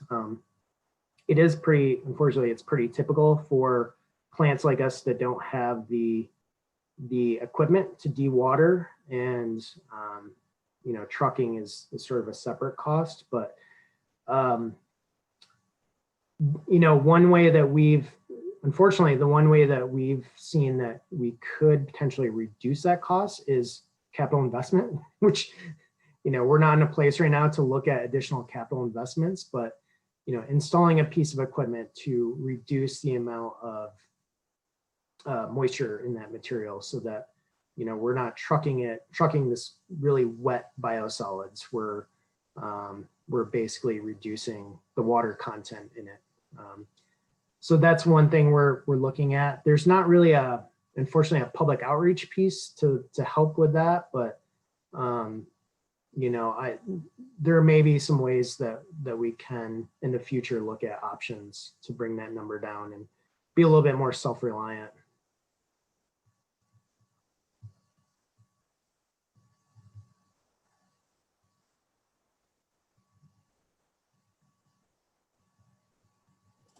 Mike? So John, with this, with the 5.5% raise in the price, is this a healthy growth to help with the expanding development in the city of Winooski? With the, commercial properties and the commercial residential properties, the breweries, are we kind of starting to look ahead a little bit? Because I know that you said the reserves are down. Any answers to that? Yeah, so I mean, our thought is that we've started looking at the proposed development that's coming online and looking at some estimates on what kind of additional flows they're going to be sending down to the plant, domestic flows mainly. So that will help buffer the rate increase, with those additional users. And plant-wise, we do have the capacity to deal with that additional flow. So there's no concern about needing some big capital expansion anytime soon. In that revenue projection for FY22, we do include the added revenue from Four Quarters Brewery, for example. They are, as we passed the industrial wastewater rate structure, they're paying a premium because their waste strength is so much higher. That's great because that does help buffer sort of the domestic users. Those folks are going to be paying their fair share a little bit. Unfortunately, we can't take on a whole bunch of those because then they'll eat up the plant capacity pretty quick, But, so we are looking at some of the other folks that are currently in town that they may have some industrial waste level type effluent. We haven't modeled that in the current revenue. So again, that would help buffer any future increases down the road. Thanks, John. Yep.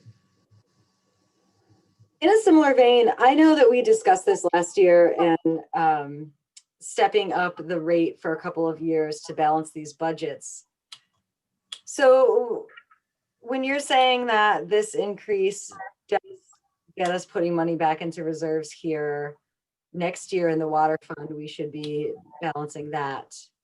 Does that put us then in a position where we would see just like regular inflation occurring here and cost of living increase versus larger increases? Yeah, definitely. I mean, that's the plan. Like we do want to see sort of the regular similar property tax, 1%, 2%, 3%, or maybe there's, project that we're trying to ramp up for in the future. So we may increase that a little bit more, but the intention would be to have more typical like 2 or 3% adjustments down the road. And I think with that too, we want to sort of build the water and sewer fund similar to the general fund, where we're starting to build an actual capital plan.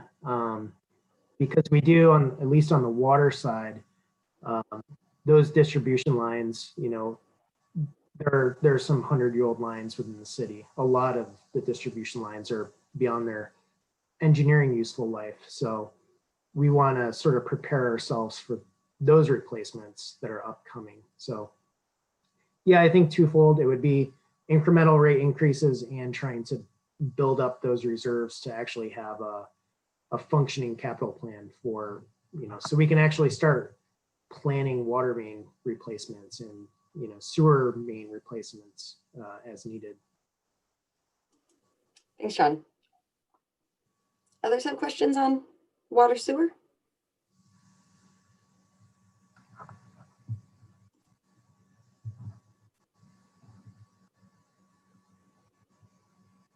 I see, John, do you see that question in the chat?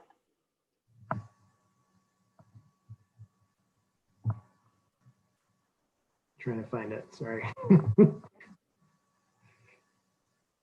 This is from Bryn. This might be a broader question than just this. I guess Bryn is what you're looking for, not an overall. So we have our general fund. We're looking at public works right now. I think community service is our next meeting. You're looking for like, what are the rate increases by each department versus just the general overall tax rate increase? Hi, this is Bryn. Exactly, just department by department, because that seems like the way that the budget's being reviewed right now. So how much would be considered critical increases to cover capital projects versus other aspects that would attribute to essentially smart planning for future anticipated projects? It's a good question. We have we do have the tax rate impact in our general fund overview. And then John included those water and sewer ones.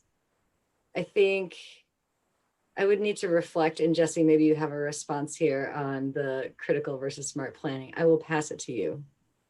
So the best summary that exists in the budget right now for the impact on taxpayers is my memo that is the first document in the FY22 budget. If you go to winooskivt.gov/FY22, it's the city manager memo, and it describes the tax rate impact in the general fund to an average property taxpayer and the water and wastewater. It's a couple pages long, so it's not a one pager, but it's the best overall summary.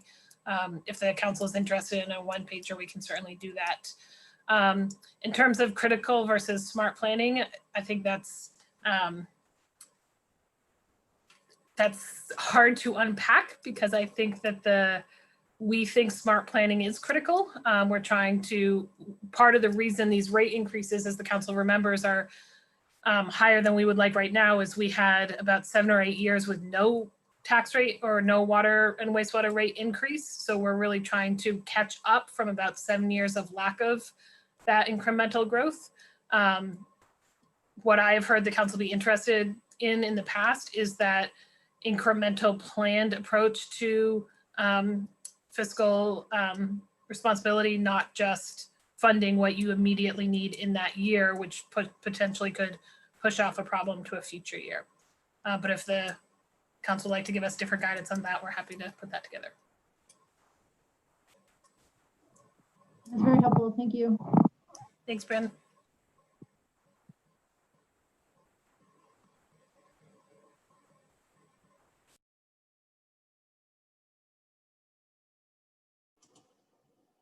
All right, I don't see any additional questions.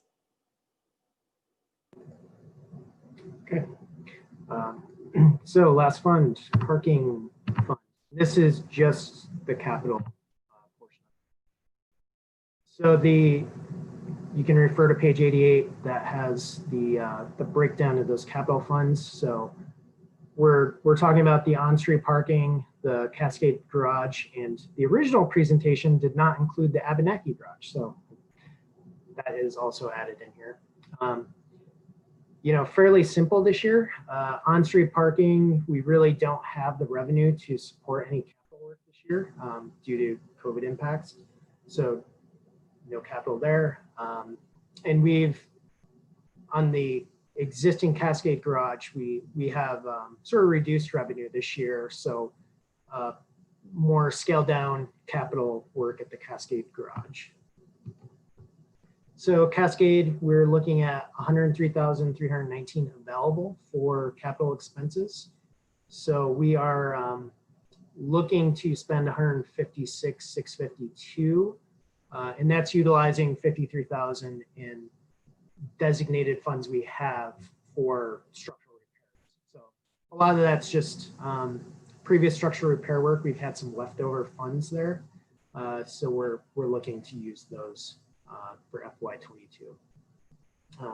And those annual structural repairs are, you know, basically we're looking at concrete fixes, membrane repairs, you know, pretty standard projects for the existing garage. And then, yeah, sorry, to break that down even further, 130,652 for the structural repairs, and then 26,000 we're programming for a replacement for the existing car charging stations in the garage. We've been trying to fix that thing for about a year, the existing one that's there. It's a fast charging Mitsubishi unit, and we've had no luck. So we've been actually working with VIII and looking at grant options. So those are the two projects we're looking to move forward with for FY22. And then on the Abenaki Garage, much more to come, but page 86 and 103 kind of go through the funds for this project, but Jesse and Heather can probably provide more info. We'll be coming to council with letter documents for review in the coming weeks, coming months. So the point here is that, you know, we have that $9.7 million bond authorization that we've been buying down the debt on with different grant opportunities. And the debt service on the balance of that, assuming we start construction this spring or summer, is built into the capital budget. Yeah, and then just to kind of wrap up, so emerging issues, most of these I've kind of covered. The last two are ones that, you know, we haven't talked about, but, you know, future gateway corridor planning, specifically I'm thinking about East Allen with all the new development that's happening there, and, you know, looking at how we make that corridor fit the zoning at this point. So, you know, part of that's working with VTrans on some with the temporary paving work that, or the paving project they're doing, but accommodating some of those temporary pavement markings and lane reductions that were in the corridor plan. And then the other item is looking at the Winooski Burlington Bridge funding opportunities. So we're going to be reaching out to CCRPC and looking at VTrans to look at how we can start looking for funding opportunities for that project in the future. So those are two items we didn't really cover in the budget. Yeah, and with that, just want to say thank you. Thank you for sitting through this, talking about infrastructure for a while now. And then, you know, thanks to leadership, because they really did a lot of work on the planning side of the capital project. And then, of course, our DPW team, and special thanks to, you know, Ryan, Joe, and John, who do a ton of work every day, and appreciate their leadership and knowledge. So with that, any questions? Mike. I got a quick question about the Burlington-Winooski Bridge. I don't know if you correct me if I'm wrong, but is that the only municipal owned bridge in their state? I don't know about that. I mean, we own the city owns two bridges, Weaver Street and Main Street. Those are ours. Much smaller, obviously, but yeah, it's a weird one. Don't know the whole history of, how that became ours in Burlington's, but Because I'd be curious if there's any room to look into asking or trying to devise a plan to have the V-Trans or the state take over that bridge.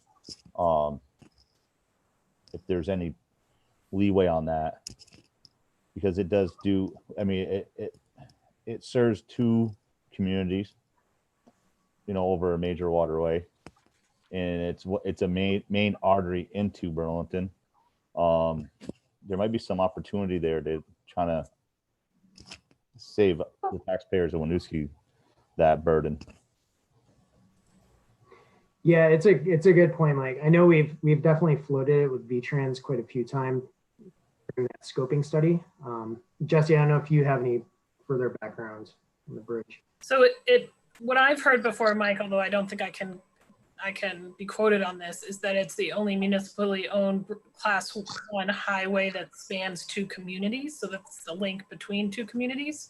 I have tried to give it back to the state a number of times, and there doesn't seem to be much interest. But I do want to say that the planning, especially led by CCRPC on this bridge project, has always envisioned a partnership between state funding, federal funding, and a small local match. So I think the state, everything I've heard is that the state and feds understand that that this is a critical transportation path for many more people than just the Winooski residents. And there's going to have to be funding partnerships to get this work done. Okay, because who was responsible for the concrete work on the sidewalk? Was that the city of Winooski on the rails? Yep. So that was, both us and Burlington. Okay. Through a V-Trans grant. So majority of that was paid for by V-Trans through a structures grant. Okay. Yeah, and just what we're thinking for the future is that bridge is probably a really great candidate for a federal build grant. Those seem to be the type of projects that they like to go for, is these interconnected community like bridge projects. So that's one thing we're pursuing now with RPC. If they're willing to reach out to V-Trans to try to get that ball rolling for next application round.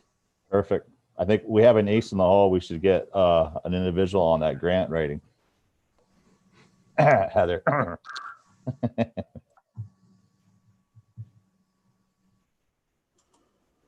Other questions for John? Jim? So I'm jumping back to the original presentation on operations, but I just wanted to ask for an update on the ADA transition plan that you identified as something that's going to be in. I'm glad to see that coming back into the priority mix, because I know we talked about it 2 years ago. And I'm just curious what the outputs of that will look like and how you might inform, probably not this, it won't inform this budget, but how it'll inform the next round of budgeting for capital improvements or ADA transition planning. Yeah, and actually I should have included that as one of the highlights with the traffic calming. So we've also reached out to RPC to help us begin that process with the ADA transition plan.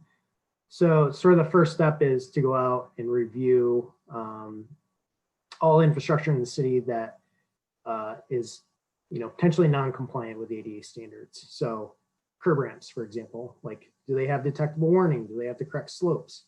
So that would be sort of the first step, is inventory those. And then we would put together a schedule of replacement. So, how are we going to get all this infrastructure up to ADA compliance? What's the time frame and what's the cost? So that's sort of the output. So that will definitely impact future budgeting, because typically that work is going to be coordinated with whatever paving we're doing that year, whatever sidewalk replacement.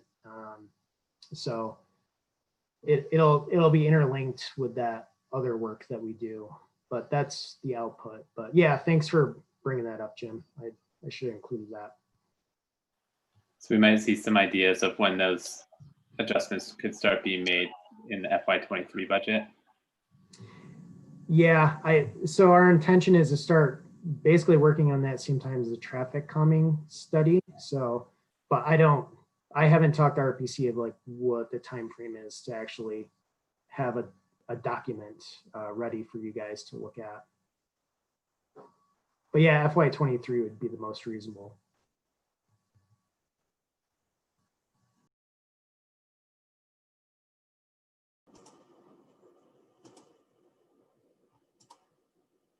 Mike? Just got a comment. John, I want to thank you and your team of keeping our city infrastructure moving forward. Even during the winter months when the water mains break, I think your team does a great job. And I don't know if, I'm sure they get their backs patted, but I want them to know that I want to thank them as a city councilor for doing what they do to keep our city going. Thanks, Mike.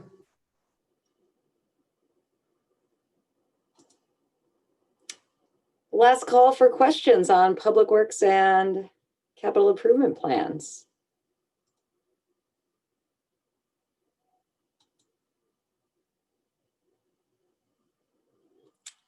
All right. Thanks, John, and please stick with us for item F, Main Street revitalization update. Not done yet. Yep, so this is our quarterly check-in for the Main Street project. We're not asking for any council action items tonight. This is just sort of a progress update. In the packet, I provided sort of an outline of details of what we're reviewing. So one, progress since September when we last chatted, 90% documents that we've posted on the webpage. I'll talk more about that. Cost estimate update, schedule update, and sort of next steps for our next quarterly check-in.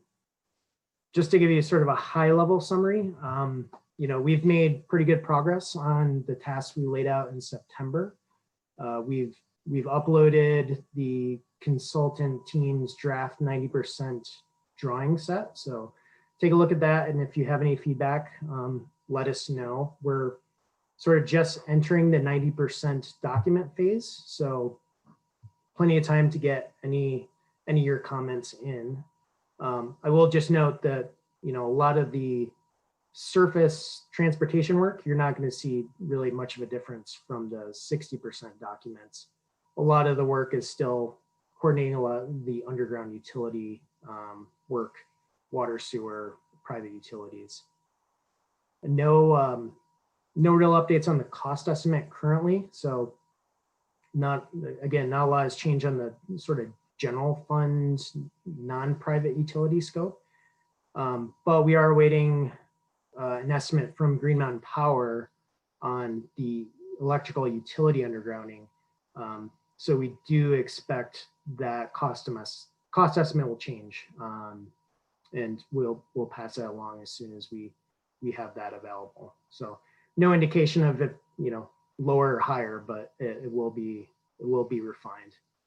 And then schedule, that's probably the biggest change. So based on the sort of the current pace of the design phase right now and just outside agency responses and getting some additional feedback from our consultant on remaining design tasks, we do expect that the remaining design schedule is going to be delayed from what we provided in September.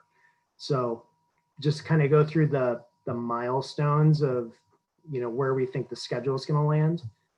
90% document completion. These are sort of final drawings before we go into construction documents. Right now we're targeting February, March for that completion. Previously we were targeting January. The right-of-way process, which that is when the city goes to the public, basically the property owners along the corridor and ask for temporary easements for construction or permanent easements for utility pads that are going to be on their property line. That was previously estimated to be completed in March. We are currently estimating that will be completed in June. So that's assuming a 6-month time frame starting in January. So VHB will be providing the city with right-of-way drawings in January. And then we will be basically going to all the property owners that are impacted or we're requesting easements from to start that negotiation. So 6 months, that is a critical path item. So we're going to see how that goes. That's really going to impact how the schedule moves forward. By the next update that we have with you guys in March, we should be, ideally halfway through that process based on our current schedule. So we'll have a pretty good sense of, where we're at in the right-of-way process. But that's always one of those critical path items that we have to go through in order to bid documents.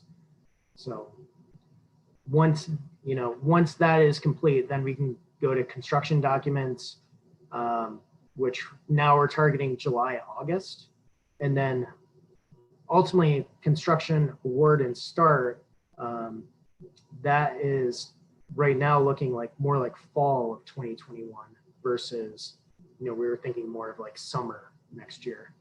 So just want to kind of set some expectations on where the project is right now. And, there is a pretty good chance that, we may not be able to get to construction next season, given that we have a lot of long lead items that we would have to get through in order to even get to construction. So for example, if we're awarding in the fall, we still have to work out a traffic control plan with the contractor that was awarded. That's going to take, some time given the corridor. So just want to be fully transparent. That's kind of how the schedule is laying out right now. That really, we've talked to our funding partners, USDA, VTrans, SRF. There's really no concern on the funding side, but I know that, the perception is we would be starting construction next summer. So that's probably the biggest update for this this check-in. But I do want to kind of go through like what we're thinking as far as next steps for our March meeting as well. So the next steps for March, we would finalize the 90% documents. We would be updating utility undergrounding and service connection cost estimate. We'd also be initiating those GMP underground cost share discussions now that we would have the refined estimate. We'd also be finalizing the stormwater design. We could share that in March. Submitting permits for our next check-in. Again, right-of-way status, we would have an update for that. And initiate the sort of USDA versus bond bank financing on the general fund side. So still have a ton of stuff to do, but that's kind of where we are in the project status right now. So thanks for this update, John. Something that has been on my mind with this project is business impact. So we have our business community already not in good shape this year. Next summer, probably not going to be like a massive recovery, right? And I know that we have done engagement with property owners that would be impacted in the past, but I think that we should be doing that again, engaging this timeline with them to see if they have concerns. Is that something that you all have talked about? Are the right-of-way discussions an appropriate way to do that? Or, via downtown Winooski? Curious your thoughts on the best way to approach that. Yeah, and I'm definitely going to lean on Heather. We do start those discussions, but to me, yeah, the right-of-way process is probably the best time to start doing that because we're going to be interacting with those folks on along the corridor to explain, what's going on with the project and what the timeline is. And, they're obviously going to be concerned of what the disruption is going to be. So, we're going to start that in January. So probably, this winter is a good time to start having those discussions. I think we tried a really early round of discussions and it was just way too early to have that. But now that we have some pretty refined plans and a pretty good idea of like, okay, we think this phase would happen first and maybe this phase, we could have those more meaningful discussions with the business folks along the corridor. Heather, thanks, John. Yeah, I just want to add that I think, we had always intended that there would be business roundtables that Meredith and I hold together in order to come up with a plan for really promoting Winooski business throughout this and giving out the message that Winooski is still open for business. The one thing that I would caution about is approaching people too early while we are still in the middle of an emergency, if in fact we're actually looking at it pushing back beyond fall. Because I think that there is no need to alarm people too soon before we have an idea of when this is actually happening. And I think it's important to approach businesses with some kind of a la carte list of some of the things that we can do to assist them. And I think that's incumbent on Meredith and I to go to them with and then get feedback on what would be helpful for them. Thanks. I think those are some fair concerns that you raise about timing. I would like to, I would hope that in March at the next update, we might have a better sense of that timing. I would like to hear more about the phasing approach and, with the right timing, have a discussion here about that with that feedback from engagement with the business community before we say, yes, let's just, this is when we're starting it. I don't want to say like this starts on X month without having that discussion here first.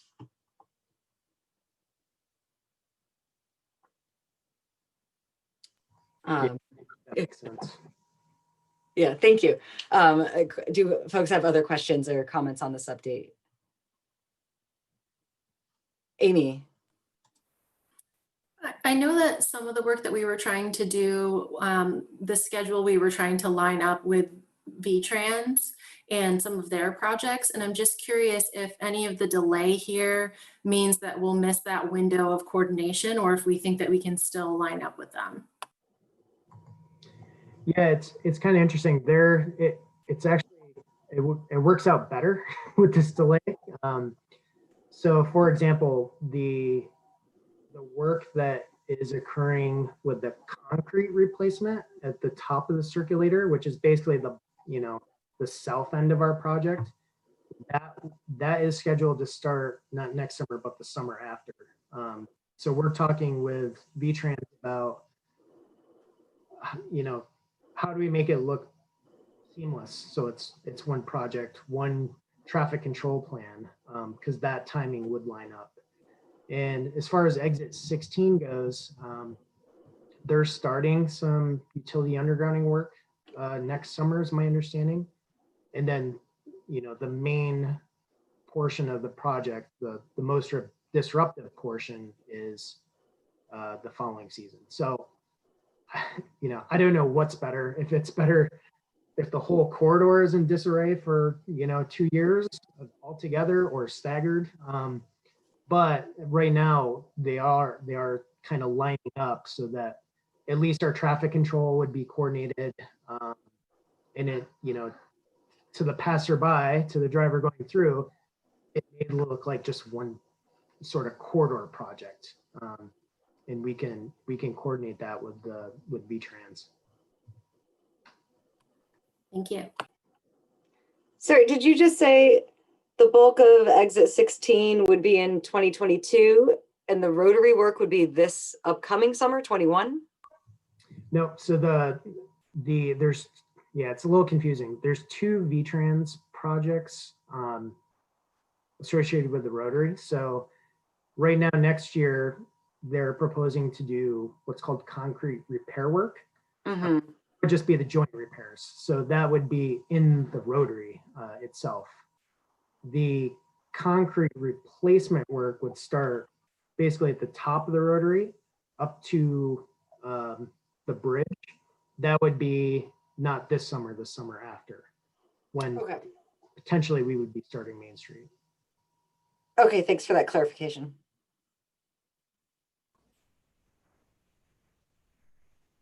Mike?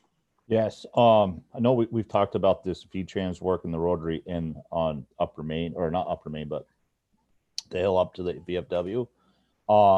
Have we devised a plan, or do we expect a night schedule for that work or a day schedule? And have we devised a plan to notify downtown Winooski and the surrounding businesses due to because of a poor year on their budgets? Are we going to be sensitive to the businesses down there and try to make them? So I think night would be is when those businesses make the most, when they're the busiest compared to the day. But I know traffic's an issue during the day, so we're kind of in a catch-22 here. John and I have discussed this repeatedly, and I have also alerted the Downtown Winooski Board to this issue. So John has requested that V-Trans meet with Downtown Winooski and the downtown businesses prior to formalizing what times this will be. And we've given the feedback that it would be better, rather than starting at 7 p.m., it would be better to push that back as far as possible in the evening. Even 10 o'clock would make a difference for our businesses down there. So whatever we can do, we will do. And we have already mobilized that group to facilitate some of those conversations. Yes. Awesome. Thank you.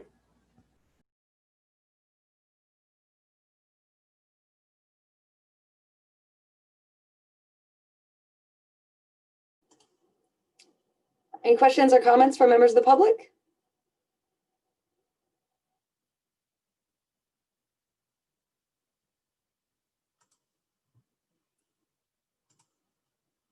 All right, so as John indicated, no action steps at this point. So thank you for that. I know our next item G is pretty dense, so I would like to call a 4-minute break before we dive into that. We will reconvene at 8:15.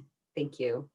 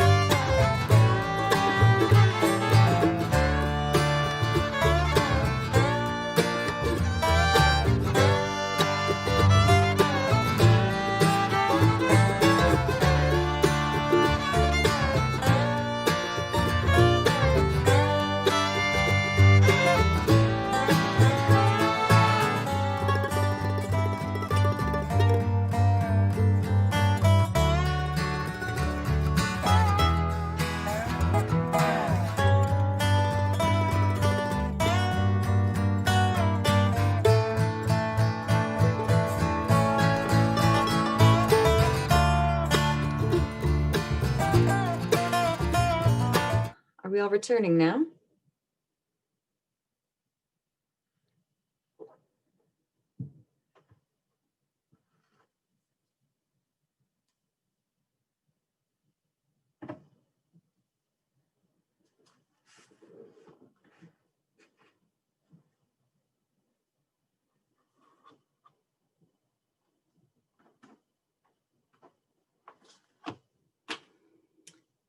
All right. Hal, are you back?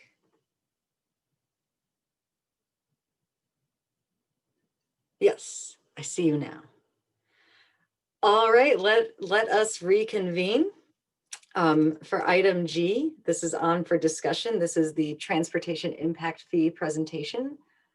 John is with us again. Yeah, last time. I'm just introing this one now. So you may remember back in August, RSG presented an overview of impact fees, including a framework for a Winooski transportation impact fee, and the corresponding study that went along with that. So, and just a reminder that the impact fee is an RPC funded work plan grant. I think it was FY19. So Marshall Distel is also joining us from RPC if you have any questions. So since our meeting in August, RSG has prepared a draft final impact fee study, a land use lookup table with a handbook, and to help fee payers potentially determine what the cost of an impact fee would be for whatever type of development, and then a draft impact fee ordinance. So we wanted to sort of come back to you guys and I think just give another overview of the impact fee. It's pretty dense. it's pretty dense stuff. So just a refresher to start, and then I think just get some initial feedback on how far you want us to move forward with this. So, should we go back and really refine these documents, the ordinance, have our attorneys look at it, spend some resources there to bring it back to you all for potential implementation, or if you want to take another route and push pause on this. So I think that's generally what we're looking for tonight. So I think with that, I'm gonna pass it off to Jonathan Slason from RSG to do the presentation. I'm not sure, Paul, can Jonathan present? I can. I'm just trying to find the right screen there, John. Thank you. Yep. Well, we'll go with this one. So can you all see the presentation? Yes. All right, wonderful.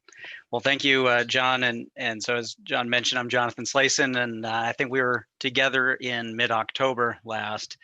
And it's my challenge to make this make it not dense, make it as painless as possible to go through. So please interrupt me. We're going to go quickly through some of these slides because some of the introduction slides are ones that have been in front of your eyes before the last time we met. And we want to share with you kind of the end picture in terms of the fee, the magnitude that we've come to in terms of our final numbers. And that reflects changes that have happened since we've met, which are primarily, it's been the confirmation that we have 3 projects that we aim to fund through these revenues. And also the Main Street project has come in slightly lower than we originally anticipated for the transportation costs. So with that, I'll continue forward. And I believe we had Marshall Distel from the RPC on as well. So that's with the team here. So first off, we'll review what are impact fees. We'll discuss how do we calculate the fees at a basic level and some of the rules of administering the fees. And then, as John mentioned, some of the study outputs that we've provided thus far. So basically, impact fees, this is the quote from the Vermont State Statute, section 5201. And I know this is never a good thing to start any presentation with, talk about dents, but in essence, the most general requirements are that you need a plan, which we have. We've discussed levels of service for transportation, and we have a capital budget and program that you've already been reviewing tonight. We have identified locations of these improvements. We have projects in mind, we have cost estimates, and we also have the array of funding sources. So thank you to Angela, who I saw was on the line as well. She's been instrumental in helping us collect some of the financial information. And then we've derived a funding formula for this process. At a high level, the concept is that we have growth, both in terms of residential growth and employment growth in the city of Winooski. And we're using a 20-year horizon, so we're going out to 2040. Those additional users generate more demand on our transportation system. And what we're trying to do is identify how that extra demand can be mitigated in a way of funding capacity in a way that's fair and proportional to their impact. And so that's what mobility fees are there as a financial instrument to help mitigate and offset the impact. And the idea is that eventually the concrete trucks will show up and will fund that additional capacity. Now, as John mentioned, you could decide to park this project for a while or move forward. And these are the options that you have in front of you, is that you either do not pursue any types of mitigation, you don't charge. And as new users come onto your system, you would accept lower levels of service. You'd accept more congestion, potentially people having to drive, where if we put sidewalks in, they could walk or bike if there's bike lanes. What's more typical is the ad hoc process, where you allow your DRB or other town planning processes to say, this is going to be your impact. You go through the regulatory process and you mitigate it in some way. The risk of that is that it's not comprehensive. There's been no guidance from the city council or from the city to say this is the type of city we want. And so you can have a DRB say, this is the type of mitigation we want, and it may not align with your vision.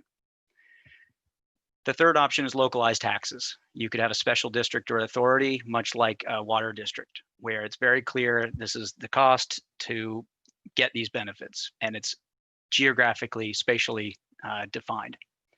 And then lastly is general funds. If we require new capacity, we're going to pay for it through property taxes. And we know that for the Main Street, there's a part of the Main Street that will be funded from property taxes. So it's an asset, it's an improvement to a facility, but we realize that there's going to be a community benefit, and so we all pay. So going through some of the basic criteria here is that impact fees have to be linked to that impact. It's a rational nexus is the term. We identify what is the impact of new development, and then we have to say that that new development will accrue some benefits as a result of paying for that impact fee. The fee has to be also proportionate to their impact, to their fair share or their degree of impact. And we can't assess higher costs than what would be expected to complete the projects onto the new development. And that lastly, this is an important one, is that we cannot address existing deficiencies. So we cannot go and repair potholes with impact fee dollars. We cannot also cover normal maintenance and operations of those facilities once we're built. So that's often an issue where if we add more capacity, more sidewalks, more shared use paths, we're going to have to plow them and maintain them for the future. So there is always a consideration depending on how much we do build. So that was the introduction to what are impact fees. Now we come into how are they derived. We first start with that growth that we discussed, and I'm going to walk through how much growth we anticipate over the 20-year horizon.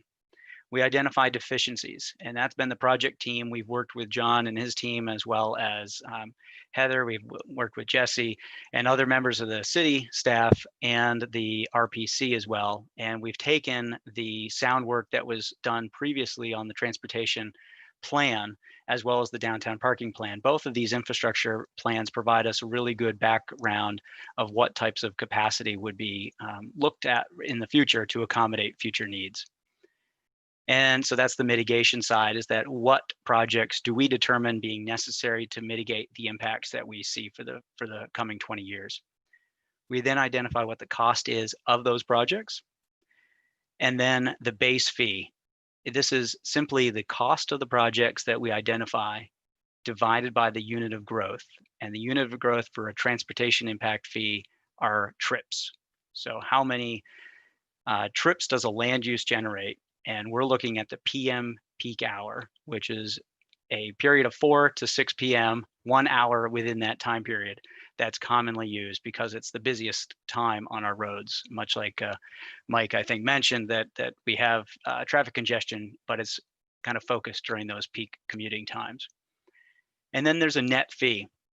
And this is where it does get a little bit more cumbersome to discuss. And I'm going to spare with us the details here because it's all in the report. But there's a process to reduce the fee for credits. And I'll discuss that closer to the end. So here's the growth. For the 20-year horizon in Winooski, we see about a change of 260 households, approximately 600 people of new residents expected over the 20-year horizon. That's a modest growth. The city's pretty well built out, even though more density is expected. But employment is still going to be robust. And we're expecting somewhere north of 1,500, almost 1,600 new employees over that time period. And what we do is then translate those households and employment numbers into square footages or something that generates trips that we can then assess. And Mike, also testament to your comment about the bridge, this is a graphic that we use to try to understand if we build capacity in the system, we're not the only ones using it. And the reality is that we have approximately, according to our traffic models, less than 60% of the traffic capacity in the city is really being utilized by Winooski residents or even Winooski employee activity that's associated with Winooski land use. So we have over 42% more of our traffic there is external to the city. And so that really stands to reason that there would be some other funding sources brought to bear. But the reason why this graphic is here is that although other users use our capacity in the city, we still have to fund new capacity, but we're only able to charge land use that happens within the city. And so the reality is that there's going to be new capacity that's being built. Some of that new capacity is going to be funded by new users of that capacity that we can charge. But the other new users in the city, the people who are just passing through, that's what this yellow, this 877 number, these are new people coming from outside the city that are consuming capacity in the city. We're not able to charge them. And so it's going to be borne on the backs of the existing property ratepayers today. So there's a portion of every project here that will be split between new development and existing development.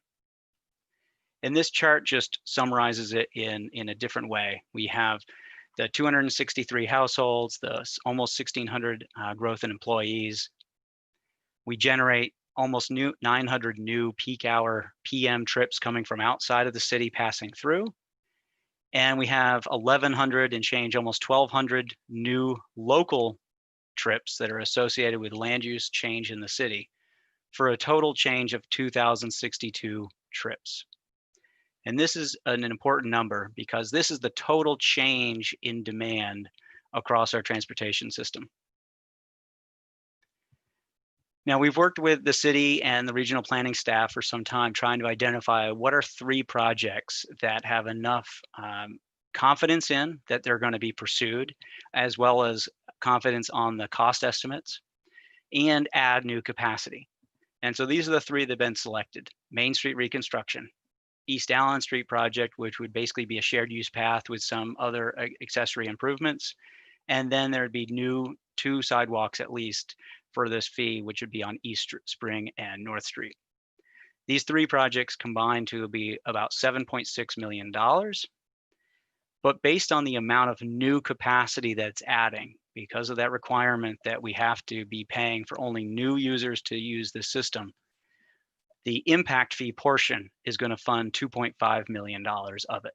So there is for Main Street, we're going to be reconstructing part of the existing facility, and we're only adding some new capacity at a percentage of 27% of the overall project. The East Allen Street, for instance, we're replacing an existing 5-foot sidewalk, but widening it with a 12-foot. So that's why it's only a percentage of the overall project that we're able to fund through impact fees. But the sidewalks, however, they're 100% new. So that's why we're able to charge 100% of that project to new development within the city. Now we bring these two pieces together. This is the $2.5 million of new projects. And then we divide it by the 2,062 growth in total trips. And we get an average cost of how much does it cost to deliver this capacity divided by the unit of growth. And it comes down to be just north of $1,200 per PM peak hour trip. And this would be assigned to every land use development that would be coming into the city if this impact fee were to go forward. And this is the base fee prior to any other reductions that I'm going to discuss here briefly. Now, administering the fee, it does come with some complexity. The funds have to be maintained separate from any other city funds. We need to have a tracking mechanism, which we've provided to the city in an Excel file right now, and it would coordinate with any of your administrative financial software packages as well. But we would identify who paid fees and where would the fees go, meaning which project did they fund. There are some statutory requirements is that once we collect a fee, we have 6 years to encumber it and spend it. And once we start the fees on a particular project, we have an obligation to complete that project. There is some flexibility if it's not exactly the East Spring sidewalk that is pursued, it could be something close to it. So there is some flexibility to the actual use of the funds. And because of that flexibility, there's some benefit of cash flow, is that you don't need to pursue each of the 3 projects at the same time. You can wait for a few years for them to accumulate. You can also use them to pay yourself back. So if the city were to pay for these projects up front and get them starting to be constructed, you can just collect the money, say it went into that fund, you pay yourself back.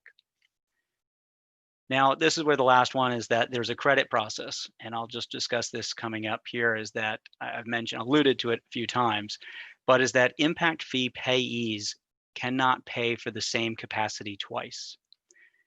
And so the way to kind of discuss this is that we have our 3 projects.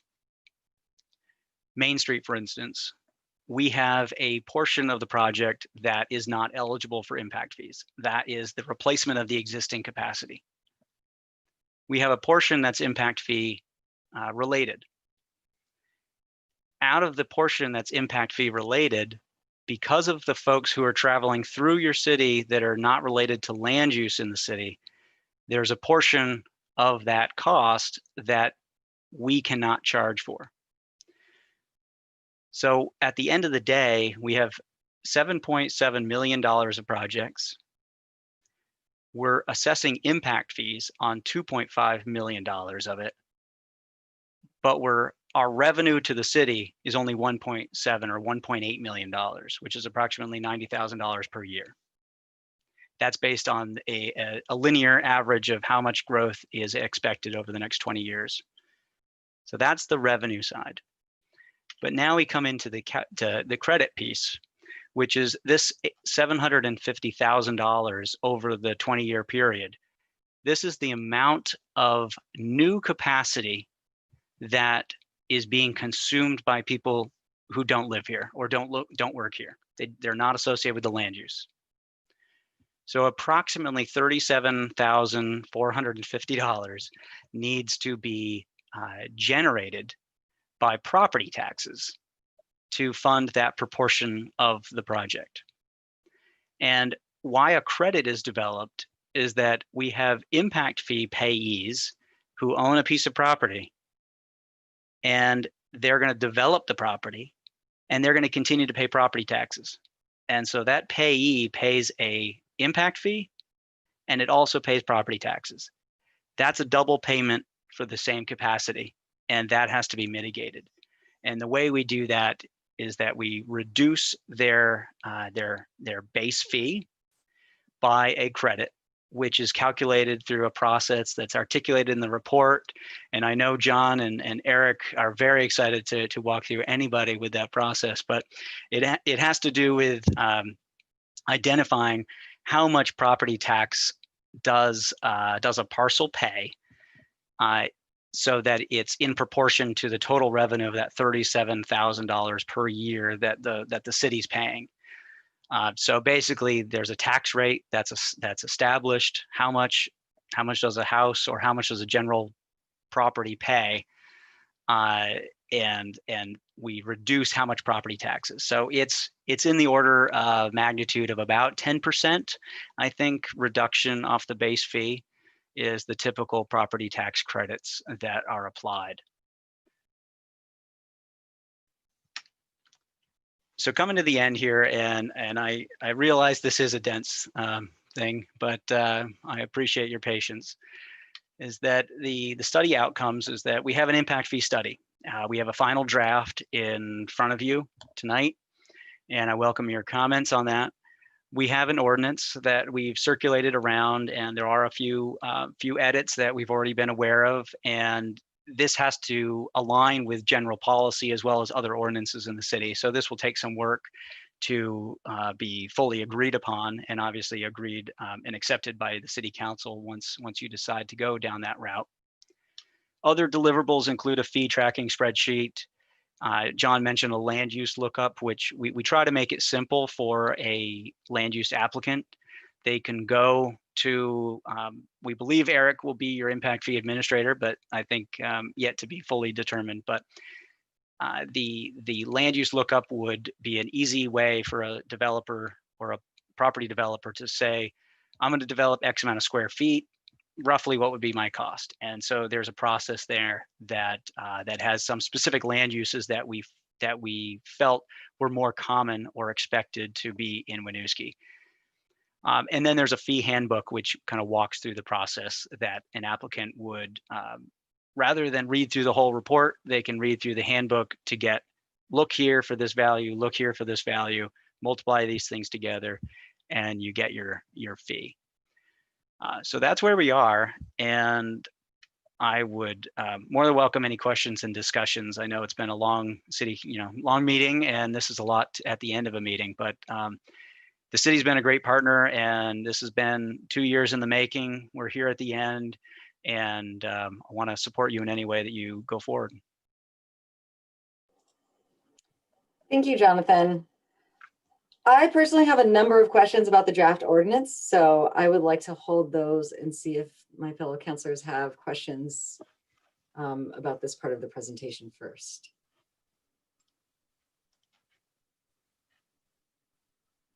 Amy. I just had a question around timing, and I'm sorry if I'm missing this somewhere. But it seems like if we want Main Street revitalization to be a part of the impact fee, we would have to move the impact fee forward before we start that work. Is that correct? Or is it that we have to pass this before the new part of the development, like the sidewalks or the bike lanes, are started? No, fortunately, because the Main Street will create capacity with the expectation that there's spare capacity today, or let's say Main Street was built tomorrow, there's going to be future capacity there for a few years. Because we've selectively said all trips, and the city is focusing on a multimodal transportation system, the extra capacity on Main Street has to do with bike lanes and some of the bicycle infrastructure, as well as the improved sidewalks. Once those are in place, the city frankly can pay yourself back. But the question is, if you hold the impact fee for 2 years from now, you've lost out on 2 years of potential revenue. So that's the impact of timing. it is not an issue so much of losing that project as being eligible. Got it. Thank you.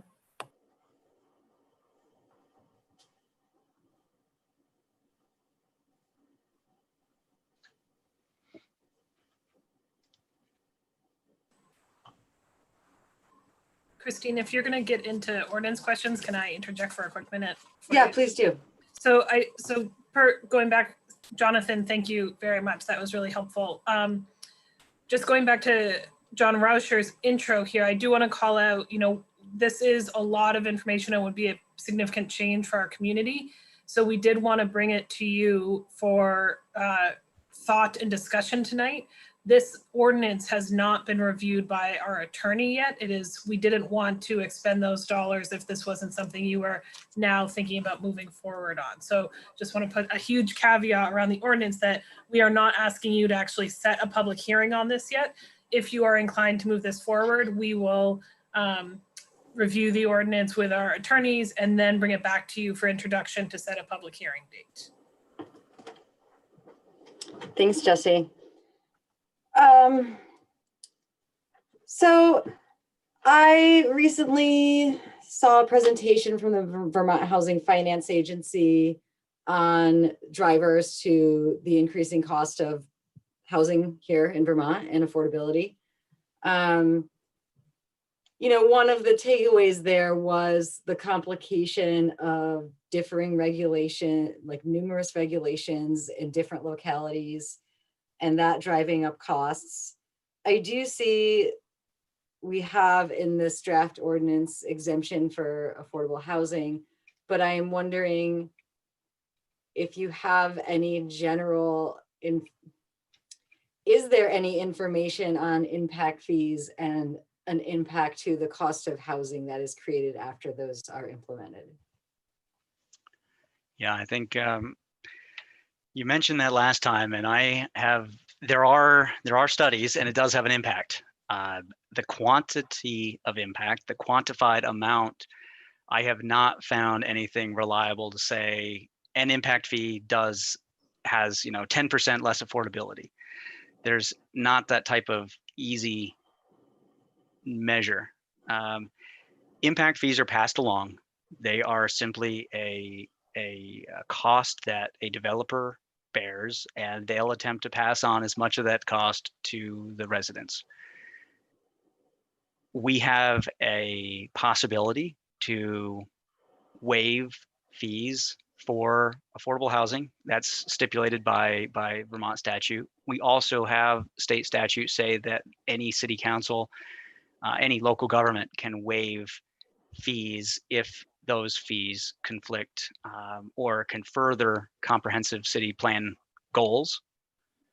So you have a lot of latitude here if you feel that things negatively detract from affordability.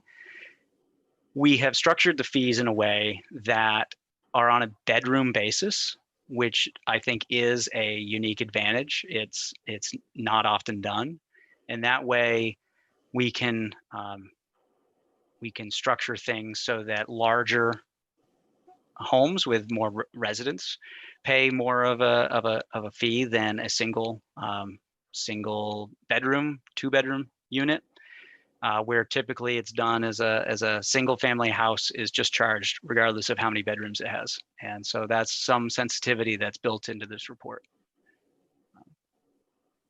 Thanks, Jonathan. It's definitely something on my mind. In this draft ordinance, we are exempting if it's a home for purchase, the household income can't exceed 120% of median income.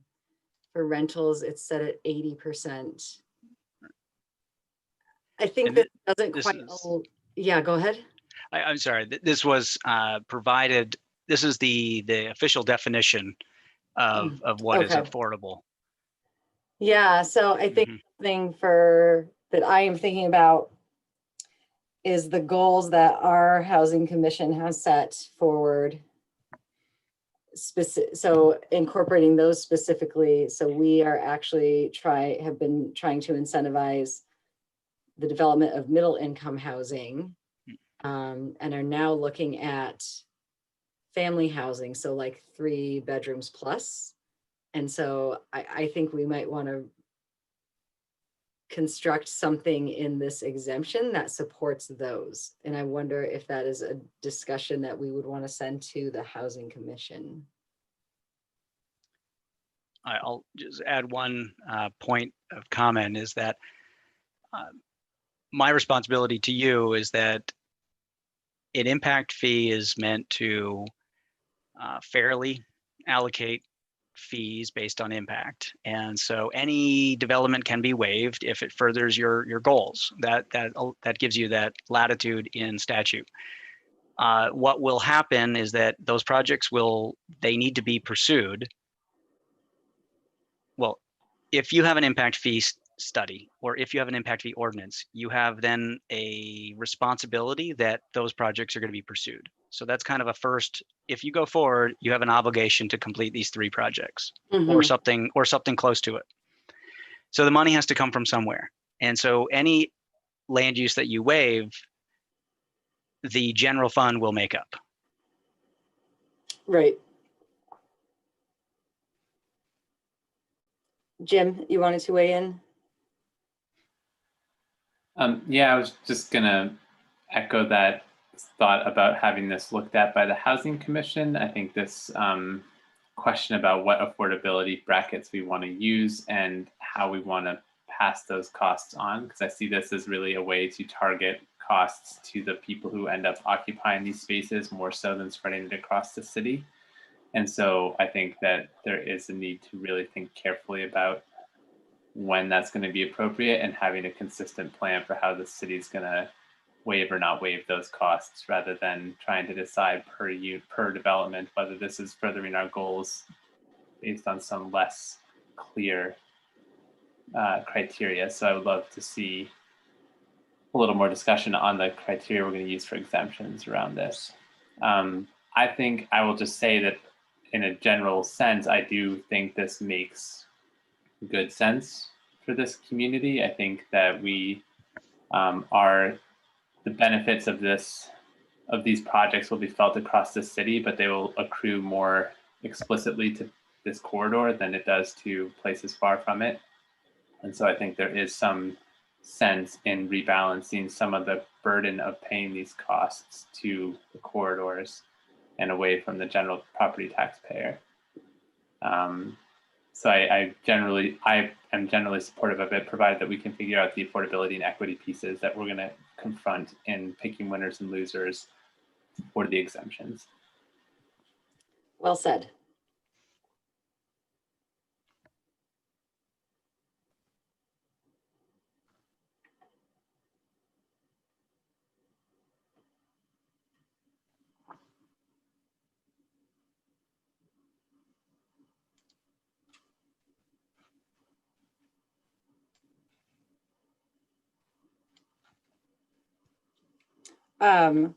To that point, Jim, I see the Housing Commission for sure having input here. I'm working through like, who else do we consult? Like thinking about the equity side of this beyond just these are the goals that we already know about. Heather, I see your hand is raised.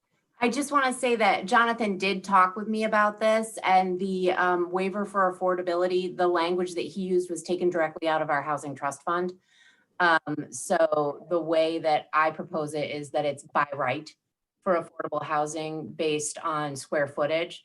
So the amount of square footage within a building that is dedicated to affordable housing is then exempt from paying impact fee. And so if it's, there's one unit that's, 600 square feet, then 600 square feet would be waived from that impact fee. So I think there's further discussion to be had for sure. And I would love to take that to the Housing Commission and get recommendations. Yeah, I think that's something we would probably look at before having lawyers spend time on this. And Jim?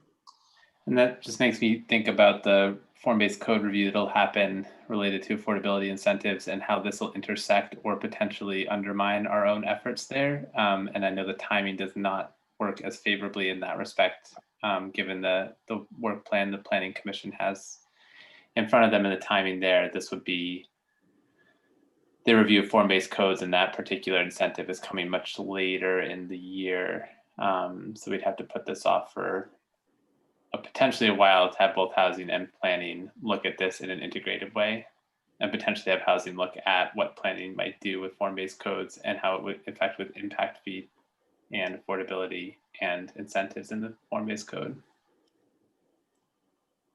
That process sounds incredibly lengthy, based on my current understanding. I think there's a good question there about what would it look like to change the ordinance later on if needed. I mean, I do feel like the Housing Commission is the right place to start because this touches so directly on that. And then potentially we can bring that back to the Planning Commission as they think about form-based code. I do think it's possible to have this process going already because we would have to go through some amount of public hearing.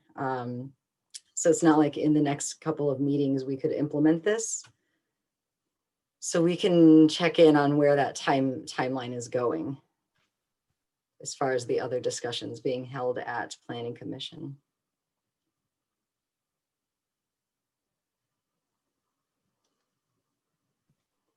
Jim. I have one more question and I'll stop. But this is it was kind of brought up as a comment in the ordinance that circulated the question about whether this is, permanently affordable or does it carry forward? Does the affordability have to maintain? And I know that there's a balance point there. Are there examples where people have chosen to go one way or another on the exemptions around affordability? Do they have to get paid back? Does it tie to the useful life of the projections or the infrastructure that was added? Are there any models out there? I don't know, we don't need to have that answer tonight, but it's something I would be interested in hearing more about. In a most basic sense is that it typically, there's a clause in there to say, if you change from affordable, then you pay a market rate impact fee at the time of when it was changed. How does that work though with homes? Like if a developer is selling homes that are affordable and then later that homeowner sells it at a higher rate? That's where often the affordable clause has to be either in a trust somewhere, or it is sold once off. And if it's a home, either there's a clause that it's in perpetuity, that's where it's typically in the trust. But if it's a one-off home that's sold as affordable, and then afterwards there's no clause to say that it has to maintain in affordability. I don't know. I haven't seen an impact fee. I've seen it only with the clauses in the ordinance to say if you convert, then you have to pay a fee. But I think you would basically get away if a home was sold as an affordable home, and then it eventually had no limit to say what the next homeowner was like. I think the impact fee, you wouldn't be able to get that back. It does seem less likely with the kind of development we're seeing that scenario play out. Yeah. And affordability is just one piece that we can exempt, right? But there are other things that we could potentially waive. I'm just thinking about, how far down the line do we want to go? But in thinking about some of our master plan goals, say someone developed a daycare, or someone developed a health center of some kind, like to what end do we want to think about some of those things that will better our city and help residents that go beyond housing? And I guess, where do you draw the line? That's the perfect conversation that I'm glad you're having, and planning commissions and the like typically have these, is that daycares, laundromats, health centers, schools, they're most often the land uses that are exempt or waived from fees. And my comment still stands that any land use that is waived, you're not going to collect obviously the revenue, but there's land uses that may not come into your city if these extra fees are in place. So that's where there's that balance. Yeah, it's certainly an opportunity for new revenue, but that we need to be really smart about and think of it also as an incentive to maybe direct the development that is happening.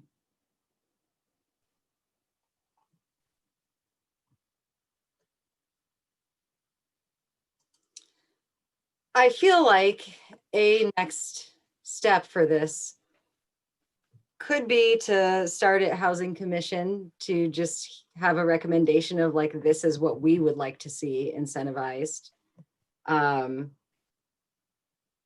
Then work this into, Eric will have to talk about timeline, a planning discussion about other possible land uses. There is some discussion happening in planning right now about land use.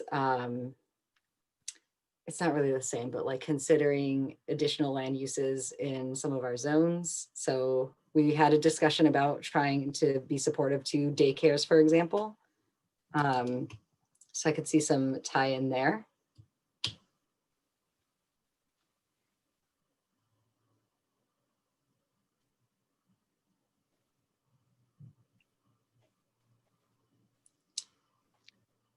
Jim.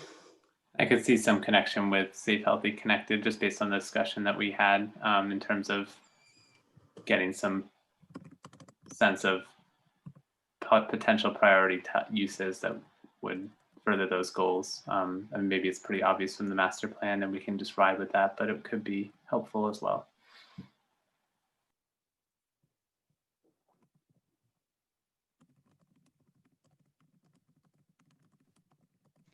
Were there, I just wanted to be cognizant, make sure that we did cover a lot of ground on the technical front.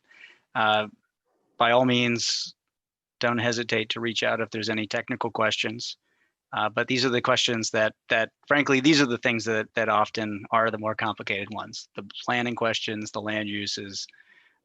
We got over the project selection hurdle, but now it's these types of issues. Yeah, thank you for bringing us the tool and sorting that out. And we need to now figure out how we would use this. Yeah. Does staff have any other questions or anything else from us for direction? So just to say back, so I understand the direction is to work with the commission liaisons to shuttle this through a couple of commission meetings, and then based on what we hear from those three commissions, bring it back to the council at some point in the future. Yeah, I think so. Does that sound right, everyone? Yep. Well, thank you, Jonathan and Marshall, for joining our late meeting. Yeah, well, thank you. I do see Jason as well from the RPC. So he was on the team as well. Oh, excellent. Yes. Yeah. A whole crew here. So yeah, thank you very much. And good luck from here. And I'll be in touch with Jesse and John and Eric.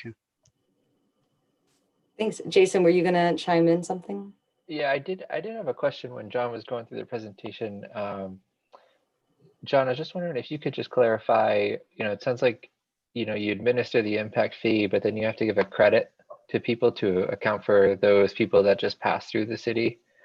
Is that just the way it has to be done? Is there any way to not charge them that large of a fee at the front end so that you don't have to reimburse them with a credit? Just seems administratively that might be a little easier, but maybe that's just the way it has to do. Yeah, we can talk offline. I think there's a bigger philosophy of impact fees have to be each impact is equal those people driving through as well as a local impact. And so you can't charge the local impact differently than the people driving through. So in essence, we're charging the through people, but we're not able to collect the money. So that's why we have to find the revenue from somewhere else. So that's kind of the philosophical reason. And we could potentially lower the fee down to deal with that, but then the reality is that those people are paying.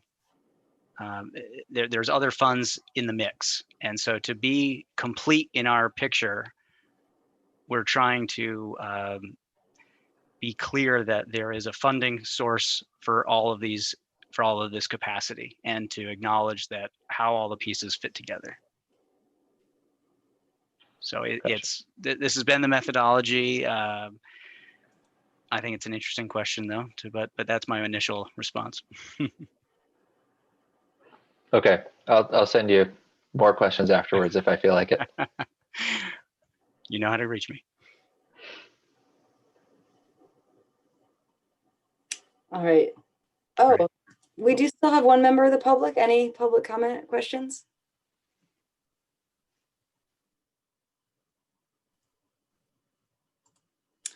All right, thank you all. Great. Well, thank you very much. So we will move on to item H, Vermont Community Foundation Spark Connecting Community for Skate Park Improvements Grant. Yeah, that is a mouthful of a title for a grant program. But this is a $3,000 grant that we had support from our commission member, Bruce Wilson, and some of the community members who folks have seen come to our commission meetings in recent months to talk about the skate park. So this is a $3,000 grant to help start some repair work on the skate park, moving towards the goals that were included in the Parks and Open Space Master Plan. And there's no match requirement. And the funds here would be, again, focused on just really safety repairs and some surface repairs. Thanks. Any questions from council?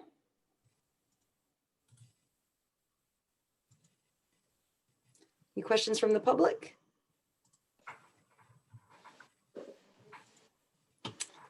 All right, do I hear a motion to approve the grant for skate park improvements? So moved. Second. Motion by Mike, second by Hal. All those in favor, please say aye. Aye. Aye. Motion carries. Thank you. Ray, next we have Vermont After School for All Recreation Programs grant. Yeah, so this was a sort of surprising second wave of funding in this grant program for this year. As you saw in the cover sheet, pretty quick turnaround, but we were able to pull together an application. I want to give Jenny Hill, who I think mercifully departed before the impact fee conversation, but she put a ton of work into getting that application together, and it would be for funding elementary school age camp programs, STEM programs for February, April, and then 2 weeks of June. That's great. Any questions from council? Do I hear a motion to approve? So moved. Second. Motion by Mike, second by Amy. All those in favor, please say aye. Aye. Aye. Motion carries. Thank you. And finally, the Child Care Workforce Stabilization Program for Thrive grant. So we'll end on a really good note here. Kate Anderson, again, continues to keep an ear to the street and got this funding secured. And essentially this represents a one-time bonus payment to all childcare workers whose organizations applied. So it would be a $938 bonus payment one time that would come through payroll, but it's for anybody that worked at Thrive between September and December. And it's sort of an acknowledgement from the state of the critical nature of childcare workers during the pandemic in particular. So it feels really good to be able to provide that benefit for our staff who have been working really hard. Awesome. Any questions? I can just add to this. I think this is a really real kudos to Kate for going after this. And as we see school closing for a few days, the Thrive staff are hourly staff, so they don't get paid when they don't work. So we're hoping that this at least mitigates some of that impact for them on a human level. Obviously, Yes. It doesn't on a operations level. Do I hear a motion to approve the grant for Thrive? So moved. Second. Motion by Mike, second by Jim. All those in favor, please say aye. Aye. Aye. Motion carries. Thank you, everyone. And thank your team for looking out for this stuff. Absolutely. This brings us to the end. Do I hear a motion to adjourn? So move. Second. Motion by Mike, second by Hal. All those in favor, please say aye. Aye. Aye. Aye. Thank you all for your time this evening.